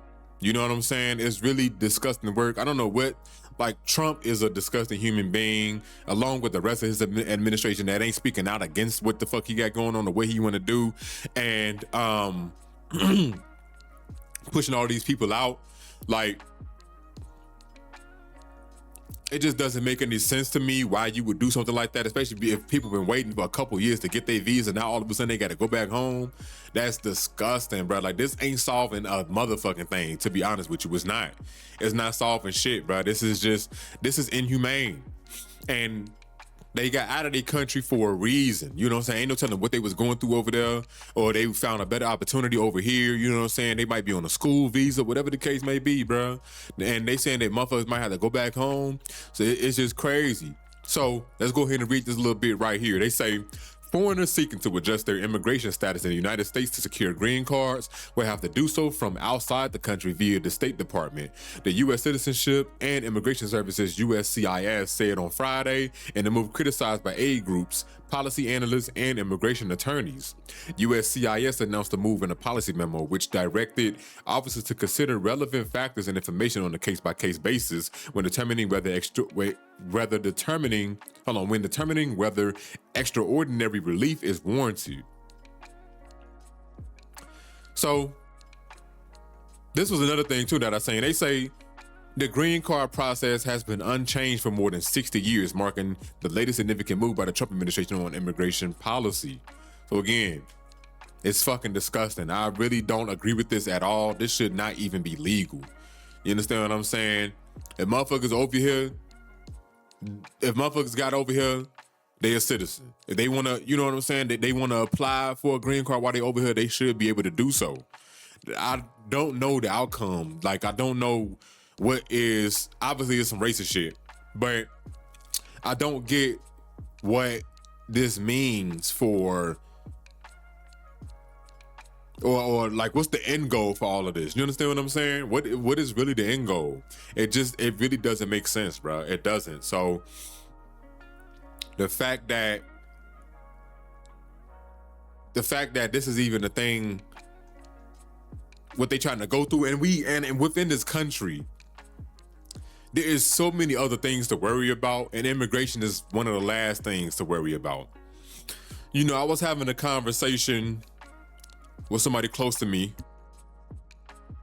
and I'm not gonna tell you exactly what they was talking about, but you know, it was basically about immigration and shit like that, and like, you know what I'm saying, should they be over here and shit like that? And I basically was just disagreeing with them, and I'm just like, man, motherfuckers talking about, which is one of the most brainwashing shit ever. Motherfuckers always talking about, oh, they coming over here taking jobs and shit like that. And it's like, bitch, why don't you go apply for these jobs then? Since they taking them all, they taking all the jobs, how about you go apply for these jobs? Who cares if these people are coming over here to make a living? You should be able to go anywhere in the world and make a living. You understand what I'm saying? Earth should not have no barriers to anybody in any country. It don't matter about the job market. That don't matter. There should be no barriers into people wanting to go somewhere else to find a better way of living. And if America, they see is one of the places that they can do that, then they should be able to do that shit. That should be a human basic right to go where you please, and work where you want. Regardless of the circumstances of the job, anybody can go do what these immigrants was doing. As far as the jobs they was doing, they getting paid under the table, whatever the case may be. It doesn't really matter. Take y'all fat, lazy asses out there and go do these jobs. No complain that they're taking your jobs. How about you go do something about it? How about you go get in the sun, work a little bit, move your body, lose a little weight, you know what I'm saying, get active, sweat, and get paid for it. And if you don't like it, you can get people that can get these same jobs with you and demand more. That's it. Demand more. You feel me? I don't agree with this move at all, man. Again, it's sad, and hopefully. Matter of fact, let me go ahead and read this last thing, because I was about to say, hopefully this doesn't affect many people, but they say in January, the State Department announced that it had revoked more than 100,000 visas in the second Trump administration. The administration has also attacked other immigrants with legal status in the U.S., like refugees and other protected immigrants. Crazy. So you already know, man, they trying to get people from other countries to get the fuck up out of this country for whatever reason. It don't make sense. Niggas is racist. People are nasty. Motherfuckers love to be Christians, but don't care about no other human beings. Don't care about the next human being out this bitch. Motherfuckers care, and I love animals, but to care about something more that isn't like you, more than the actual human is crazy. You understand what I'm saying? Now I care about all things equally, but for a lot of you that don't believe like how I do, I know y'all are out there. That's why I'm saying these things. I care about animals, insects, human, everything equal, unless, which is pertain more to the human, they racist and shit like that, racist, colorist, shit like that, ignorant mindset on what my people, you know what I'm saying, on different races of people and shit like that, on my people, you understand what I'm saying, based off of my people and our skin color and shit like that. I don't give a fuck about them, but everything else, like, I really do care about it dearly, and people should be fighting against this, man. Motherfuckers should want a better opportunity for people, especially if they not getting it from their homeland. You understand what I'm saying? Why complain about what these people taking jobs? That shit is propaganda. So what if you working with them? So what? It doesn't matter. Right? Motherfuckers just trying to get some money out here, man. Motherfuckers need to be tight knit together more than ever now. Especially when you got shit like this going on. But I digress, man. Y'all keep being ignorant, keep blaming folks, and believing in the propaganda. Moving on. Microsoft reports are exposing AI's real cost problem. Using the tech is more expensive than paying human employees. It's crazy. It's crazy how they try to frame things. Now, this is just the headline, but it's crazy because it's crazy how they try to frame this shit as if, working human beings are more expensive than, these AI technologies that's coming to fruition and being implemented within these corporations that are taking jobs from humans. But it comes out that from Microsoft themselves, and they laid off like 9,000 people last year, that the expenses, most of their expenses are coming from working everyday people at their jobs, you know what I'm saying, at Microsoft, up under these corporations. Most of their expenses are going to that. But it's even more expensive to implement the tech. You understand what I'm saying? Now, granted, they might be like, if we do this now, we could probably come down on the cost later, and then we'll start to make more money from here on out, and we could start to see profits at this, that, and the third. So they could be preparing for that. You know what I'm saying? I'm learning how businesses work and shit like that and what they care about the most. I could definitely see that being a thing. But why not just have these people working these jobs, man? It just doesn't make any sense. And they're not even giving these people the proper layoffs. They're firing these people and they're learning a week before or the day of. You understand what I'm saying? Or maybe a month in advance. Not enough time to help these people reallocate and to get their mind in the right way of thinking, to be like, okay, you know what? I could prepare myself to go to another place, to get to another job. You understand what I'm saying? Like, it wouldn't be this bad if these multi-trillion-dollar companies like Microsoft, help these employees that they laid off or fired. They just call it what it is, that they fired, transition to another position, maybe at the company or maybe somewhere else that they got connections with. You understand what I'm saying? I'm pretty sure Microsoft owns subdivisions of a lot of different companies. Try to help them transition to that. You understand what I'm saying? Or, give them, a decent amount of severance pay that can help them for the year until they can find something different. Or figure out if one of those employees which this is probably going against their own interest because competition, right? Competition is always good until it's against them. But figure out somebody is trying to make a business. You understand what I'm saying? And help them fund that business. So that way they can create a company and they can hire some of the employees that you bitch ass niggas fired. Maybe something like that. I don't know. Maybe I'm just thinking too progressive about it. That's just how my mind works and how I would treat people. You feel me? That's just me, man. I don't know. I just think differently. You understand what I'm saying? But it's reports coming out that AI is costing more than actually paying human employees. So let's go ahead and read a little bit of this if I can. Oh, this is some bullshit. See, I don't like things like this, like Fortune and shit like that, because you got to pay for the information. I don't like that shit at all. Actually, they just put this behind the paywall because I was reading along with it, like I had it read to me and shit like that, and I was reading along with it just so I can get a better understanding of it, and it's no longer free. So this is a lot of bullshit. This is a lot of bullshit. This AI bubble is going to fucking pop. I don't know when, but just brace yourselves. This is not just gonna hurt these multi-trillion-dollar companies or the AI companies and shit like that. This is gonna hurt the economy as a whole. Because if you look at the stock market is being held up by like 3 different companies, 7 different companies, shit like that. And then with the AI companies, they're being held up by each other. You know what I'm saying? Like NVIDIA, they're taking a loan from Oracle and then they invested into this company. Then this company is doing the same thing. So it's just like a circle jerk of the same companies. And that can only last for so long. So when this bubble bursts, nigga, buckle up, cause shit about to get rocky out this bitch. You understand what I'm saying? I'm telling you, man, shit about to get nasty. Motherfuckers want this AI bubble to burst real bad, but they're not prepared for the repercussions of that bubble bursting. You feel me? So it's gonna be good in the long run, but the AI bubble bursting is not gonna stop anything. Just so you know that as well. That's not gonna stop shit unless us as people come together as a collective and we shout and let it be known and we start to, take things into our own hands. Because they can't arrest everybody to get rid of these data centers. But I digress on that.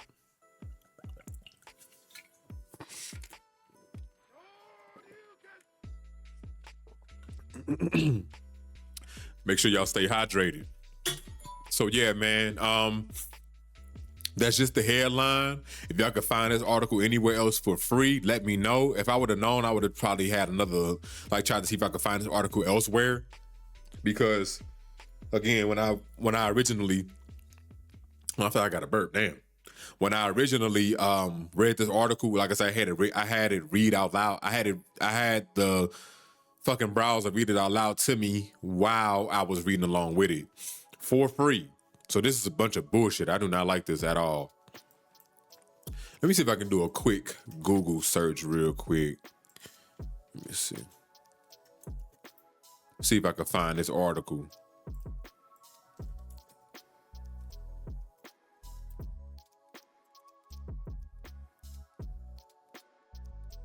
Let me see. MSN, I think they got the article for free. They do got the article for free. Yeah, so Fortune like to hide information behind paywall, so don't use Fortune. If you do use Fortune, the shit is free. Get it, but find somewhere else that you can read it at and then spread the information to other people, man. Fuck Fortune.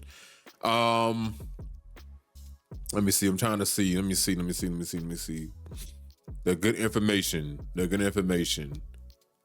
I may not read anything off, but just make sure that y'all go ahead and do y'all research on this shit, man.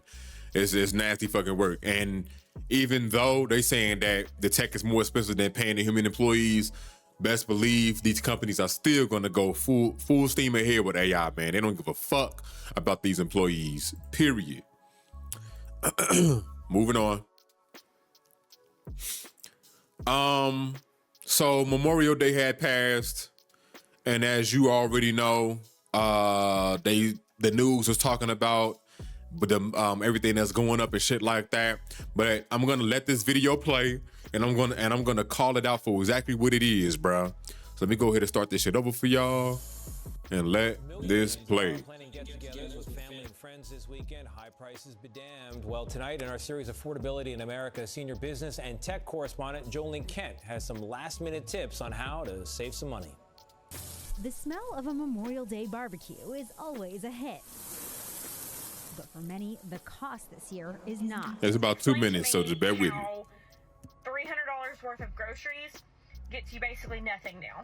A new report analyzing the prices of some popular food brands found the total for a classic barbecue has increased by nearly 10%, almost triple last year's God damn. 10%. jump. I'm not gonna play the whole thing. I just want y'all to see these. 18%. Woo! Beef hot dogs jumped up by 18.3%. Fresh ground beef has spiked nearly 15%. Fresh ground beef up by 15%. Barbecue sauce up by And 11.6%. barbecue sauce will cost you almost 12% more. All that has helped send consumer sentiment to a new record low in May. The consumer is very nervous and really watching every penny, and the worst is yet to come. Phil Lempert of Supermarket Guru That's what I'm trying to tell y'all, bruh. I'm trying to tell y'all shit is gonna get worse. Buckle up. .com says the main reason is the war in Iran. Number one is the price of diesel. So, reason why I want to point that out, right? They say the war in Iran. You see how they frame that? But I'm here to correct them. They need to say exactly what it is. It's the war that America started. More specifically, your commander-in-chief, Trump, y'all president, bro. He started this shit. There's no reason why this should be going on at any time. Motherfucker could have negotiated whatever the case they needed, whatever the case may be, way better than this. You understand what I'm saying? But the fact that this is how they framing it. Oh, the war in Iran. Nah, the war that Trump started with Iran. And now look, America's in fucking shambles. I'm learning about the credit debt levels. That shit is about to implode. Inflation is through the fucking roof. The value of the dollar is decreasing ever so dearly and surely, slowly but surely, but it's going. Other countries are debasing from the dollar, meaning that they are not, they won't be using the dollar to trade anymore. They're getting away from the dollar, from trading. The petrodollar, they're trying to get away from the petrodollar, which is what gives America which gives the American dollar its most its dominance is the petrodollar, because the oil is traded and is traded through the dollar. And they're starting to not trade through that as well. Remember BRICS? They was created back in 2009. After the 2009 housing crisis in 2008, Bitcoin was created in 2008, 2009, after the financial housing crisis. Moving away from the dollar, and we still feeling those effects to this day in 2026. Everything that's going on right now, why prices are so high, is because of everything that happened prior. You understand what I'm saying? We still feeling the effects of the housing crisis, of the housing collapse in 2008. We still feeling that shit. On top of the wars that went on top of all of the debt that's piling on in America. We had $39 trillion in debt, by the way, right now. On top of, the war that Trump started with Iran. On top of the debasement of the US dollar through other countries, on top of them trading now in the Chinese yuan or Bitcoin when it comes to oil. You understand what I'm saying? It's just a rigmarole of a bunch of bullshit on top of prices going up. They talking about barbecue prices going up. This is everything. Correlate this to everything. Entertainment, housing, which if we see another housing crash, oh my God, I'm all over that shit. I'm not missing out this time. I say groceries, clothing, basic necessities in certain areas, depending on where you live. The light bills going up. You understand? Water bills, gas. You feel me? All that shit going up. And I don't mean gas at the gas station. I'm talking about gas for your house, nigga, for your fire. That gas is going up. Everything is going up, bro. So the fact that they are like framing this shit this way is nasty. I'm here to give it the real. This is what the fuck they mean, bro. Let's see what else he got to say. Because all of our food, whether it's imported or whether it's domestic, travels by truck to our supermarket. Then we've got the fertilizer problem. Those prices are up. Yep, the fertilizer. We about to see food shortages. So if you're gonna have that barbecue and you want corn on the cob, you're gonna pay twice as much for it. For shoppers Maybe 3 times as much, depending on where you shop. needing to stretch each dollar, It's nasty, man. It's nasty. Oh, let's see what else. We might as well finish it, right? brands for store brands, buying frozen instead This is my first time doing this, by the way. This is my first time doing it. I never like, played a video and, you know, talked about it and shit. But hopefully y'all like it for the pod. If not, I'll change it. of fresh, and always have a game plan. Buying, what they say, buy frozen instead of fresh.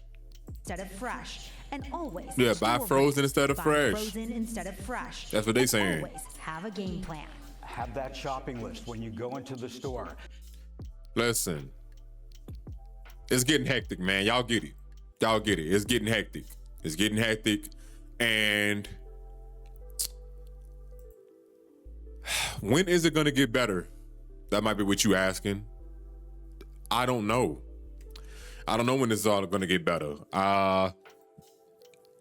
I'm fully expecting for all of this shit to get worse before it gets better. But that's just what it is now, right now, man. That's like the worst case scenario. You feel me? I'm expecting for shit to jump. I'm expecting for things to jump up in price 2 more times by 2x. You understand what I'm saying? By 2x, I'm expecting for shit to go up in price. And that's between now and 2030. Because we're gonna see, we're not even in hyperinflation yet, which is the crazy part. We're in some nasty inflation, but we ain't even hyperinflation yet. Then we might end up hitting stagflation. And I spoke about stagflation not last episode, but the episode before last. We're gonna see stagflation really soon. Hopefully we don't, but we might end up seeing that shit, bro. It's really nasty out here, man. I ain't gonna lie. Like I said, as of right now, just save as much money as you can. We're gonna get into that in the investor portion of the pod. But I just wanted to give y'all shit, man. That's the miscellaneous news. So if y'all like the miscellaneous news and want me to start doing more things like that, like just giving headlines and reading a little bit of an article, then playing a video, you know, talking about it, going over it and shit like that, let me know, bro, because I like that too. That was actually pretty fun. So yeah. Nasty fucking work. Now, let's go ahead and talk about my most favorite portion of the pod. And that's the investment portion of the pod. So, I'm going to give y'all a little breakdown, man, of like what I did and what happened. I'm only going to talk about it here. Listen, tell a friend to go listen to this pod, bro. Especially if you need like investment tips. I'm not a financial advisor, and this is not financial advice. I can only tell you about what I am doing and what I'm going to do. But if you need a little, you know, say if you know somebody that need a little hood and somebody that break it down further than what you can, send them over to me, man, and we can get on the same game plan. So what I wanted to talk about was the DTCC tokenizing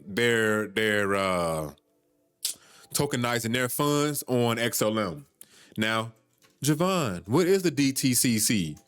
Let's go ahead and look it up real quick.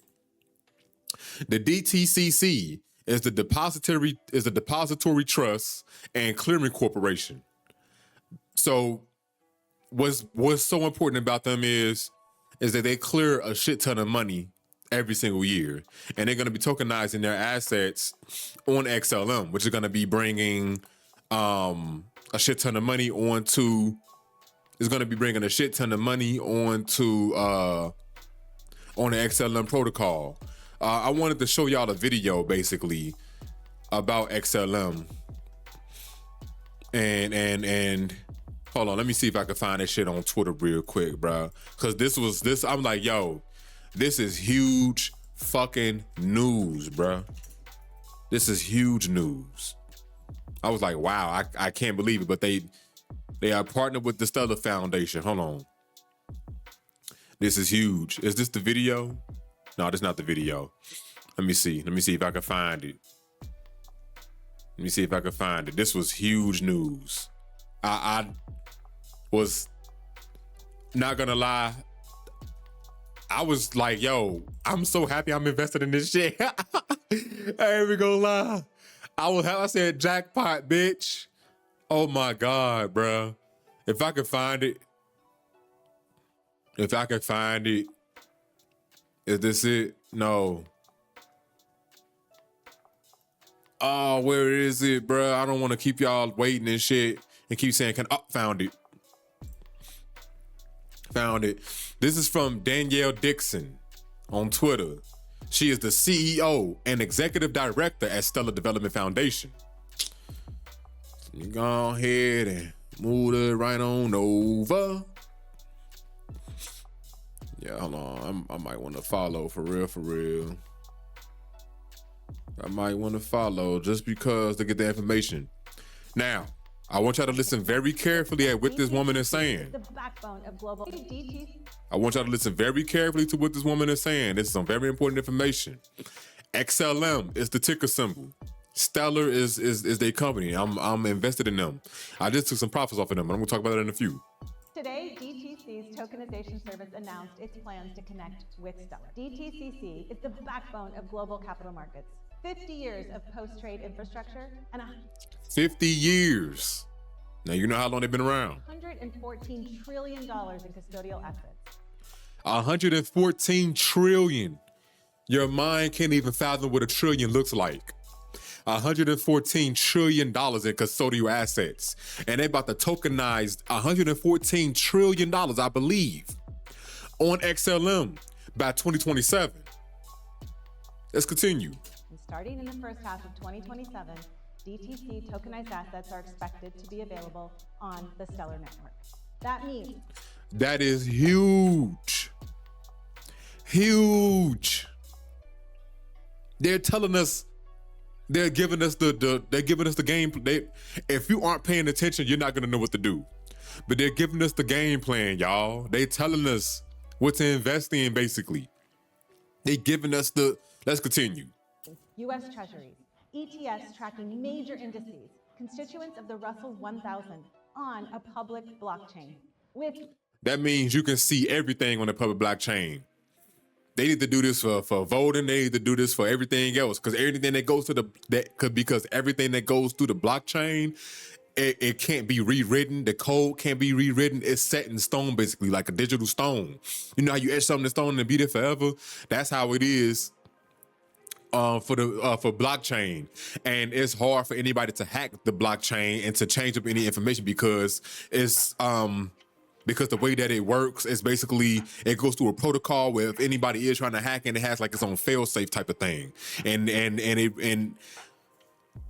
can I don't want to use the word reboot itself, but it can basically cancel out anything that seems like it's falsified. You feel me?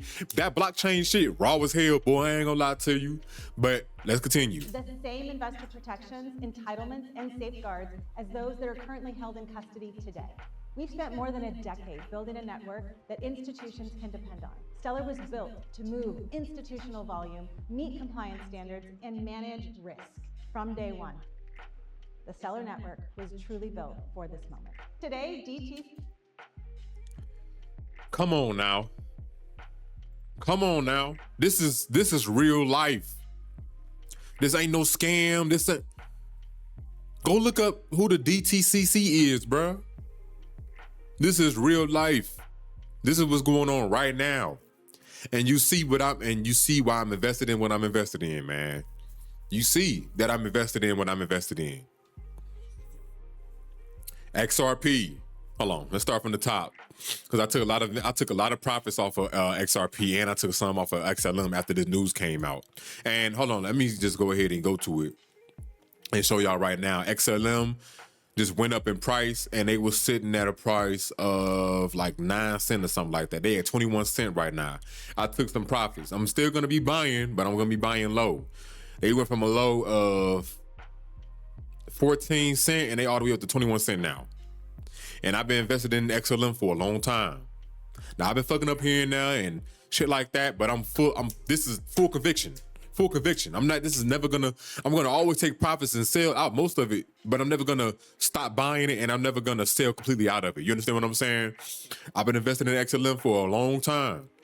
Bitcoin, XRP, XLM, HBAR, VChain, Flare, Chainlink, Zabet Network. Those are the ones that I'm mainly invested in. I have Polkadot, but I'm gonna sell out of that. And the losses that I'm gonna take the losses on that, and then I'm gonna put that towards my taxes for next year, so I can get that money back, so I can use that to invest in again. But I'm gonna take my losses on that, and then that whatever's left that I got at Polkadot, I'm gonna go ahead and put that into another. I'm either gonna put that into my life insurance policy, or I'm gonna go ahead and put that into XLM, and just so I can keep the ball and keep buying, because prices are still fucking low. You understand what I'm saying? Now, I wish I bought more at 14 cents, but we had 21 cents, man, way below where I was buying at one point, because that was at 42 cents earlier this year. But it came down a whole lot, and I'm happy about that. This is still in the accumulation phase, and the fact that they ain't take off yet, and the news went up because of this, I'm already knowing this shit about to go fucking ballistic next year. Like, I'm a little bit about to turn into a lot. You understand what I'm saying? For lack of a better term, man, without saying too much. So yeah, this is what I'm invested in. I'm not ever gonna sell completely out of it. I'm still working on getting my 10K XRP back, because I sold some to take profits and shit like that. And you know, I was fucking up here and there, but you know, I chased with something and whatever the case may be. But I'm gonna get that shit back. I'm gonna be accumulating a shit ton more XLM, a shit ton more Chainlink, because I believe they are working with DTCC as well. XRP, they're working with a shit ton of banks. Like Bitcoin, a lot of institutions are buying them. The supply is low right now. That's the most scarce asset in the world. Yes, more scarce than gold and silver, because I think it's like 1% of the total gold value is being found like every year, some shit like that.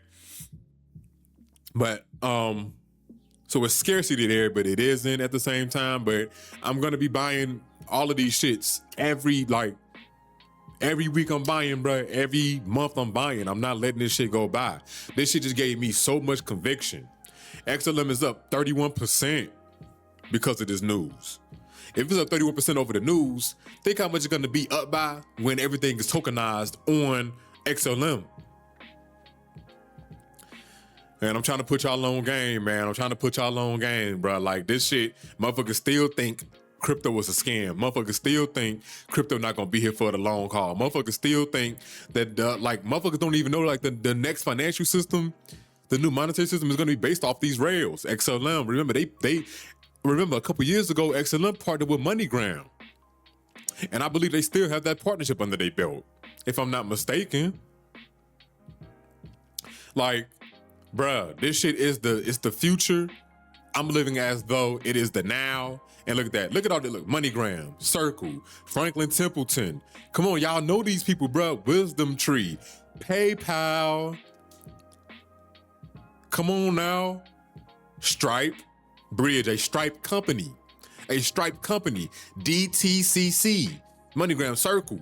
That's Coinbase's company. Come on now. What more do y'all need to see? What more do y'all need to see? Come on now.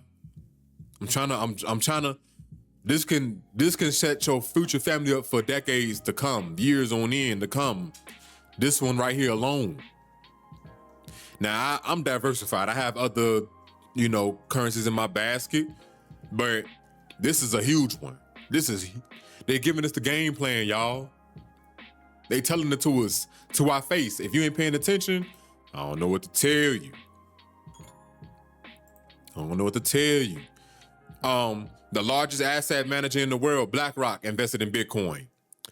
MicroStrategy or Strategy B, they are the largest holders in Bitcoin. The largest holder in Strategy B is BlackRock. Y'all see the connection? Come on now, XRP. Let's look at all of their partners. This is what I'm heavily invested in. Oh, this is the XRPL. This is their ledger. But they're minting billions of dollars on their ledger as well. Yeah, not the XRPL. Ripple. That's who it was. That's what I wanted to look at. It was Ripple. I don't know if they on here yet, but if RLUSD is on here, then Ripple should be up here. That's it. RLUSD is a stable coin, so just so y'all know. But I'm not trying to bore y'all, but y'all get the fucking message, man. Y'all get the fucking message. Let's go to RLUSD, bro. Let's go ahead and go to their website. Let's look at they shit. Hold on. Look at all these banks. NEOM, SBI. Go look up SBI. And a lot of these banks are overseas, so you got to go do your research. But this is crazy, bro. Look at them. Look at them. All these payment joints. MassPay, CorePay, DZ Bank. They got Bank of America, SBI Remit. Come on. It's y'all see the partners, bro. I'm just trying to put y'all on, man. This is not financial advice. I am not a financial advisor. I'm just giving y'all what I'm doing and the conviction that I have for the things that I'm invested in. You understand what I'm saying? Like, hey, man. XRP, where it's at, XLM, VChain, HBAR. I'm fucking with all of these, bro. And I'm lowering my average costs in HBAR right now. Like, I'm investing every week. So now what I'm doing right now, I had just found this other dividend paying company, which I'm gonna be doing some more research. But they saying they're gonna change their monthly payment method to daily. And I was like, oh, they're called Strive, if I'm not mistaken. Let me see.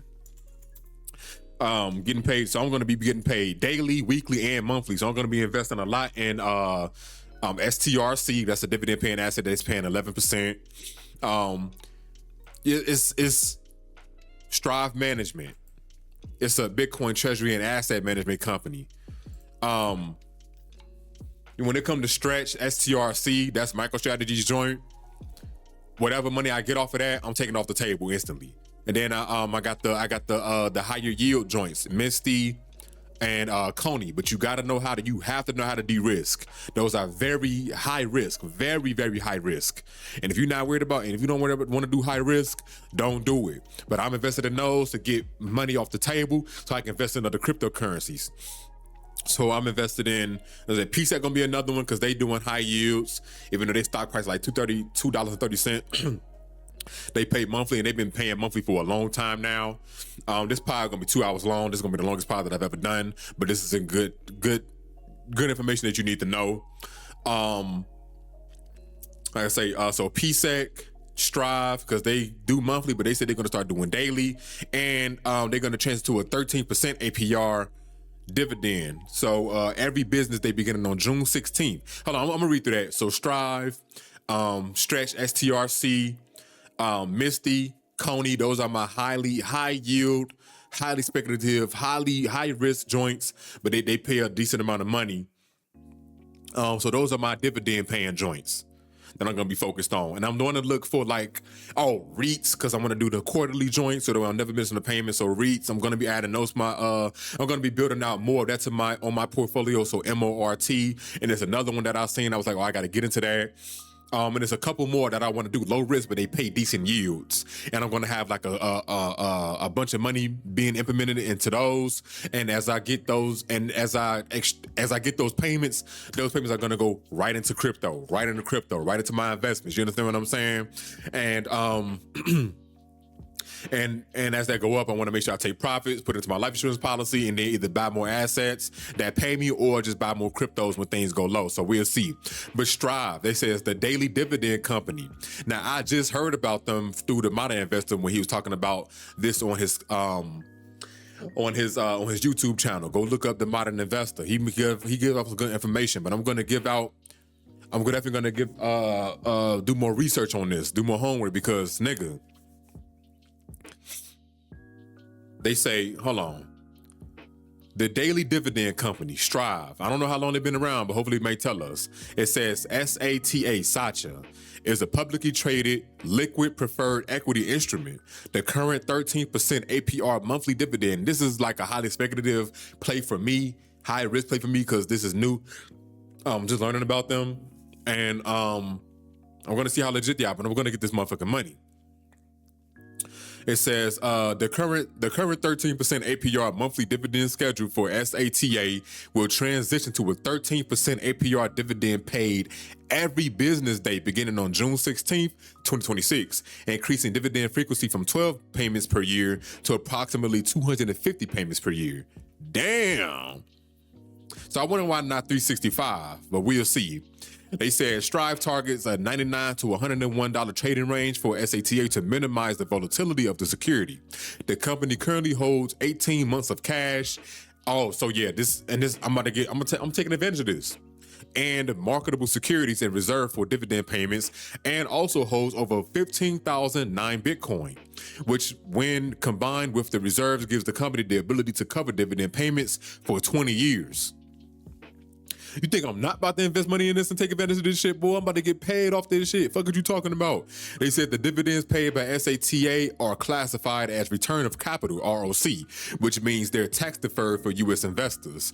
SATA is part of a fast-growing sector of income assets called digital credit, where a company offers a liquid instrument designed to trade with minimal volatility while the company underwrites Bitcoin risks. Interested investors can purchase SATA at the brokerage of their choice today. I'm going to buy this shit, and I'm going to be buying it on Robinhood because that's the brokerage that I use. But it seems like it's available. It's available on Charles Schwab, E-Trade, Fidelity, Robinhood, Vanguard, Webull, Merrill Edge, SoFi Invest, Wells Fargo, Interactive Brokers, and I believe that's it. So, yeah, man. Let's see how long they've been around. Let's check their story. If they tell us, I don't know if they're gonna tell us, but they saying that they manage over $2 billion in assets, so that's more than enough conviction for me. They was founded in 2022 by Vivek Ramaswamy and Anson Frericks. I don't know who that is, but I know who Vivek Ramaswamy is. So they've been around for a few years, not that long, but more conviction for me. The quick little research, bro. But y'all see, I'm trying to put y'all on, man. I'm trying to put y'all the fuck on, bro. Trying to put y'all the fuck on. It's the reason why I'm telling y'all this, man. Larry Fink had came out talking about he want to have more like a self-directed retirement fund. So basically, you invest in yourself because the 401k, you can invest in it, but how much is it going to give you by the time you retire? And because it is tied to the stock market, how's that going to deal with your stocks? You understand what I'm saying? Now, if you had like a life insurance policy that was tied to the stock market, like the IUL, Index Universal Life Insurance Policy, that's tied to the stock market, but there's a floor. When the stock market goes low, when the stock market drops, your life insurance policy stays at the highest it was at. And then when the stock market goes back up, your life insurance policy goes with it. You understand what I'm saying? So that's the power in it. And you gotta fund it though. You gotta fund it, heavily fund it, but you can always borrow from it, buy more assets, gonna pay back that loan so the way it doesn't come off your death benefit, and then you continue from there. You understand what I'm saying? Like, and then you got free money. So going back to me, I had just took some profits. I had took more profits off of XRP. Now I have a way less of XRP than what I prefer to want, but I'm going to, slowly but surely buy that shit back. You understand what I'm saying? I'm always buying, these cryptocurrencies every single month, depending on what it is. I'm trying to get 1,000. I'm trying to get 1,000 plus. That's bare minimum. And VeChain, Flare, and Zebek Network. And with Flare, I'm going to stake half of that, and that's money that I'm never going to sell as the shit go up, as Flare goes up in price. You know what I'm saying? When it goes up in price, that's more money that I can make, and I'm never going to sell that. But the money that I don't have staked on the other side, the other half, I'm definitely going to take profits off of that for sure. So I might end up getting 1,500 in Flare. I'm gonna stake 1,000 and then keep 500. And you know what I'm saying, just continue from there so that I just continue to have that stake, and that's just me getting free money weekly. And then once that get to a certain point, I'm gonna start taking profits off of that and using that to live, buy groceries, or just invest more aggressively. You understand what I'm saying? And that, you know what I'm saying, again, that's for when my prices are going up. What was I saying? What else was I saying? Yeah, man. So I'm just going to continue to invest, and you should too, bro. Like I said, these dividends, I'm always going to invest in these dividends, man. And you know, like I said, the shit that's high risk, I'm gonna extract as much money as I possibly can off of their ass, because I only invest 10% of what I get paid into the high speculative dividends. You understand what I'm saying? So what I want to do is invest in it, like in Stretch or Misty and Coney, invest in it before they get paid out, get the payouts, and then take my money back, and then keep redoing that process. You understand? That's what I want to do, but we'll see. We'll see. I'm gonna see how that shit go. I'm gonna continue to invest in them though, as long as MicroStrategy is around and they not bullshitting with their price, and there's Bitcoin. As long as Bitcoin is still around, and you know MicroStrategy continue to buy Bitcoin, and Bitcoin goes up, you know that means there's other shit going up. That's the more payment is gonna come out. I'm going to continue to buy Misty, and as long as Coinbase is around, I'm going to continue to buy Coinbase. I'm going to continue to buy Coney, and then MicroStrategy, I said Stretch, Strive, like I said, PSEC, and then a couple REITs, and it's a couple like low risk but decent dividend returns. I'm going to invest more of those, so I'm going to have like. So when I get paid out a certain amount of money, I'm gonna be like, okay, I'm done. I'm gonna start taking that, investing this into other dividends, shit like that, or the other crypto. And then once I get that fully fleshed out, I'm gonna continue to put more money into my life insurance policy, get that to where I want it to be, borrow from it, buy assets, that shit go up, repay off the loan, this, that, and the third. And you know, like I said, the flywheel, I always talk about the flywheel, man. That shit is turning slow, but I'm starting to see it get faster and faster as days goes on. And now with this new shit called Strive, they talking about paying daily dividends at a rate of 13.9 at 13%. Yeah, bro. Annualized dividends paid daily. I'm getting that shit. My bad, I had to sneeze. Bless me. So yeah, man, I'm trying to put y'all on, man. Do y'all homework. Do y'all homework. You know what I'm saying? Figure out if this is gonna be if these are good investments for you, if these are gonna be good investments to make your money. Because MicroStrategy or Strategy B, MSTR or STRC, I mean, my bad, they paying 10 to 11% or 9 to 11%. And then Strive, they paying 13%. I'm taking full advantage of that shit, nigga. Like, hold on, let me STRC. Or actually, you know what? Strategy B preferred stock.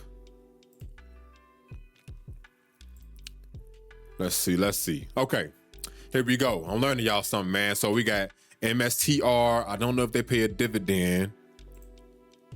I don't think they pay a dividend. They don't. So you got MSTR, they don't pay a dividend. That's the actual company, MicroStrategy. And then you got STRD that also pays a dividend at 11%. Oh, 13.78%. Oh shit. And it's fixed at 10. Oh shit. Effective yield 11.62, and it's and it got a variable dividend of 11.50. Oh nigga, I'm buying all these. $73, $72, $98. STRF dividend yield is fixed at 10, but its effective yield is 9. Oh boy. And then you got Bitcoin. That's not paying a yield, but I can't wait till I'm able to earn a yield off Bitcoin. That'd be fucking lit. I cannot wait until that's a thing. Until that's a thing, I cannot wait. So STRC, they pay every month. STRD, they pay every quarter. STRK, they also pay every quarter. STRF pays every quarter. So STRC is the only one that pays monthly right now. And I can't wait. I cannot wait. So I'm definitely going to be investing in this at 11.5%. Man, listen, that's decent as hell, bro. Let's see. So let's just do the math real quick. Oh, I wish y'all could. Okay, there we go. I'm bringing it up now. I said that y'all can see. Y'all can even see that shit. But yeah, here we go, bro. There's a dashboard. You can see all the yields and shit like that and read up on that. All of that good shit, bro. All of that good shit. You can see that they pay monthly at 11.50%. And it dropped, you had 9%. Oh, no, it's been going up since August. So it went from 9% to 11.5. Damn. That's 96 cents per share. So you damn near getting $1 per share off your shit. $1 per share that you own off this shit. And now the shit do cost $98. You gotta have a little hefty amount of that bitch, but it sounds decent as hell though. It's decent as hell. So let's do the math. Let's say you got, this is a long pod, but it's okay. This is needed. Let's say you got 20,000. Times that by 0.11. That's $2,200 you can make extra a year. That's a year. Decent as hell. I believe, if I'm not mistaken, I believe that's it. That's a year. Like extra $2,200 a year? Man, that shit lovely, nigga. You can do so much with that, bro. You can do so much with that. Just reinvest it. So that's basically what I want to show you, man. Invest, and save. Where I'm saving my money personally is in 2 to 3 different spots. I'm saving my money on Uphold because they're giving a 3.75% yield on your savings. And I'm making, actually, as a matter of fact, I could check right now because I believe I'm damn near at $6 now for the month being made. And guess what I'm gonna do with that $6? Invest it. Every time I get, and you might be like, why not just reinvest it? So that way, once I get to a certain point, then I'm reinvest it, get that flywheel going. But I'm at $5.98 at the end of this month. So I'm gonna be at $6 by the time before the month over with. I'm gonna make $6 this month. I'm gonna take that and I'm gonna invest it. I'm gonna take that $6 and invest it. What I'm gonna invest it in, probably V-Chain or something, just to give me some extra shit. You feel me? So yeah, man. That's basically what I want to get hit on, y'all. Hit on, man. Just invest. Save. Oh, I'm also saving on Kraken as well because they giving decent dividend yields too. So I'm just saving where I can, man, where it got decent yields, bro. I'm fully in control of my own money.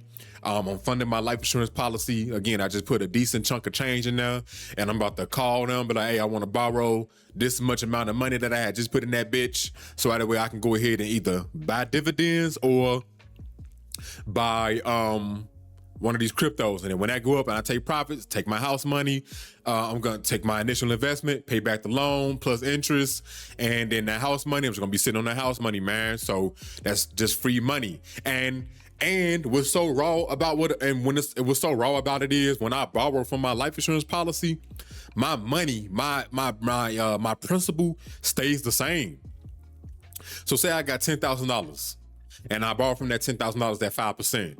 I could take that $10,000 and invest it in something that's either going to pay me back in a cash generating asset, or I could buy crypto. That shit goes up. I take my initial investment. I pay back that loan. My principal stayed the same. So that $10,000 that I borrowed, that didn't go anywhere. It shit stayed the same.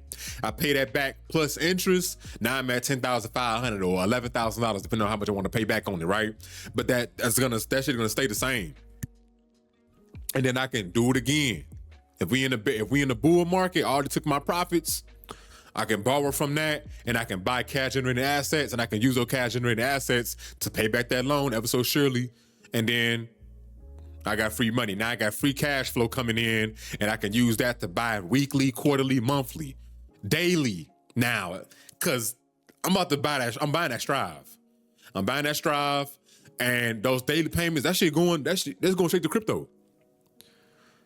So yeah, man, we are 2 hours and 10 minutes in. Damn, I can yap a lot, bro. I feel like this was information much needed for sure. I'm pretty sure a lot of y'all going to enjoy this. Hopefully y'all do. But this is what I'm doing, man. Once again, this is not financial advice.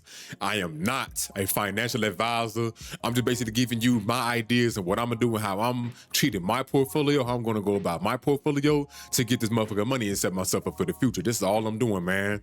So you could take my same game plan and implement that into your own life, bro. Implement it into your own portfolio and do your own research if you can find other, you know what I'm saying, dividend paying joints or other crypto that you feel like is gonna be, you know what I'm saying, one of the ones that you got full conviction in, and let me know what you invest in, man. And you know, we could trade ideas and shit like that, and just keep each other going on this journey, bro. Because this is a never-ending journey. You understand what I'm saying? And best believe, when I get my first properties, all that extra cash is going right into it's going to saving for other properties, or it's going to go into other dividend paying assets, you know what I'm saying, to keep that flywheel going. Listen, we on the road, man. We on a fucking road, bro. I'm happy that I'm able to speak about this. I'm so happy that I became financially literate. I'm so happy and grateful that I took the time to really take my finances serious and to learn about how money works so that way I can create money to better set myself up for the future. I'm so happy and grateful by 35 years old, I'm gonna be fully retired. I ain't gotta worry about money ever again. I'm so happy and grateful for these things. That I'm taking profits and I'm doing something with it. You understand what I'm saying? I'm making my money current. You feel me? It ain't just staying in one spot. I get money in, that movie move out to things that are gonna generate more money, that's gonna move into something else. I'm so happy and grateful for this shit, man. I love this shit. I do. I'm so passionate about it. And that's because I know what I'm doing can help you. When I speak on this shit, it can help you.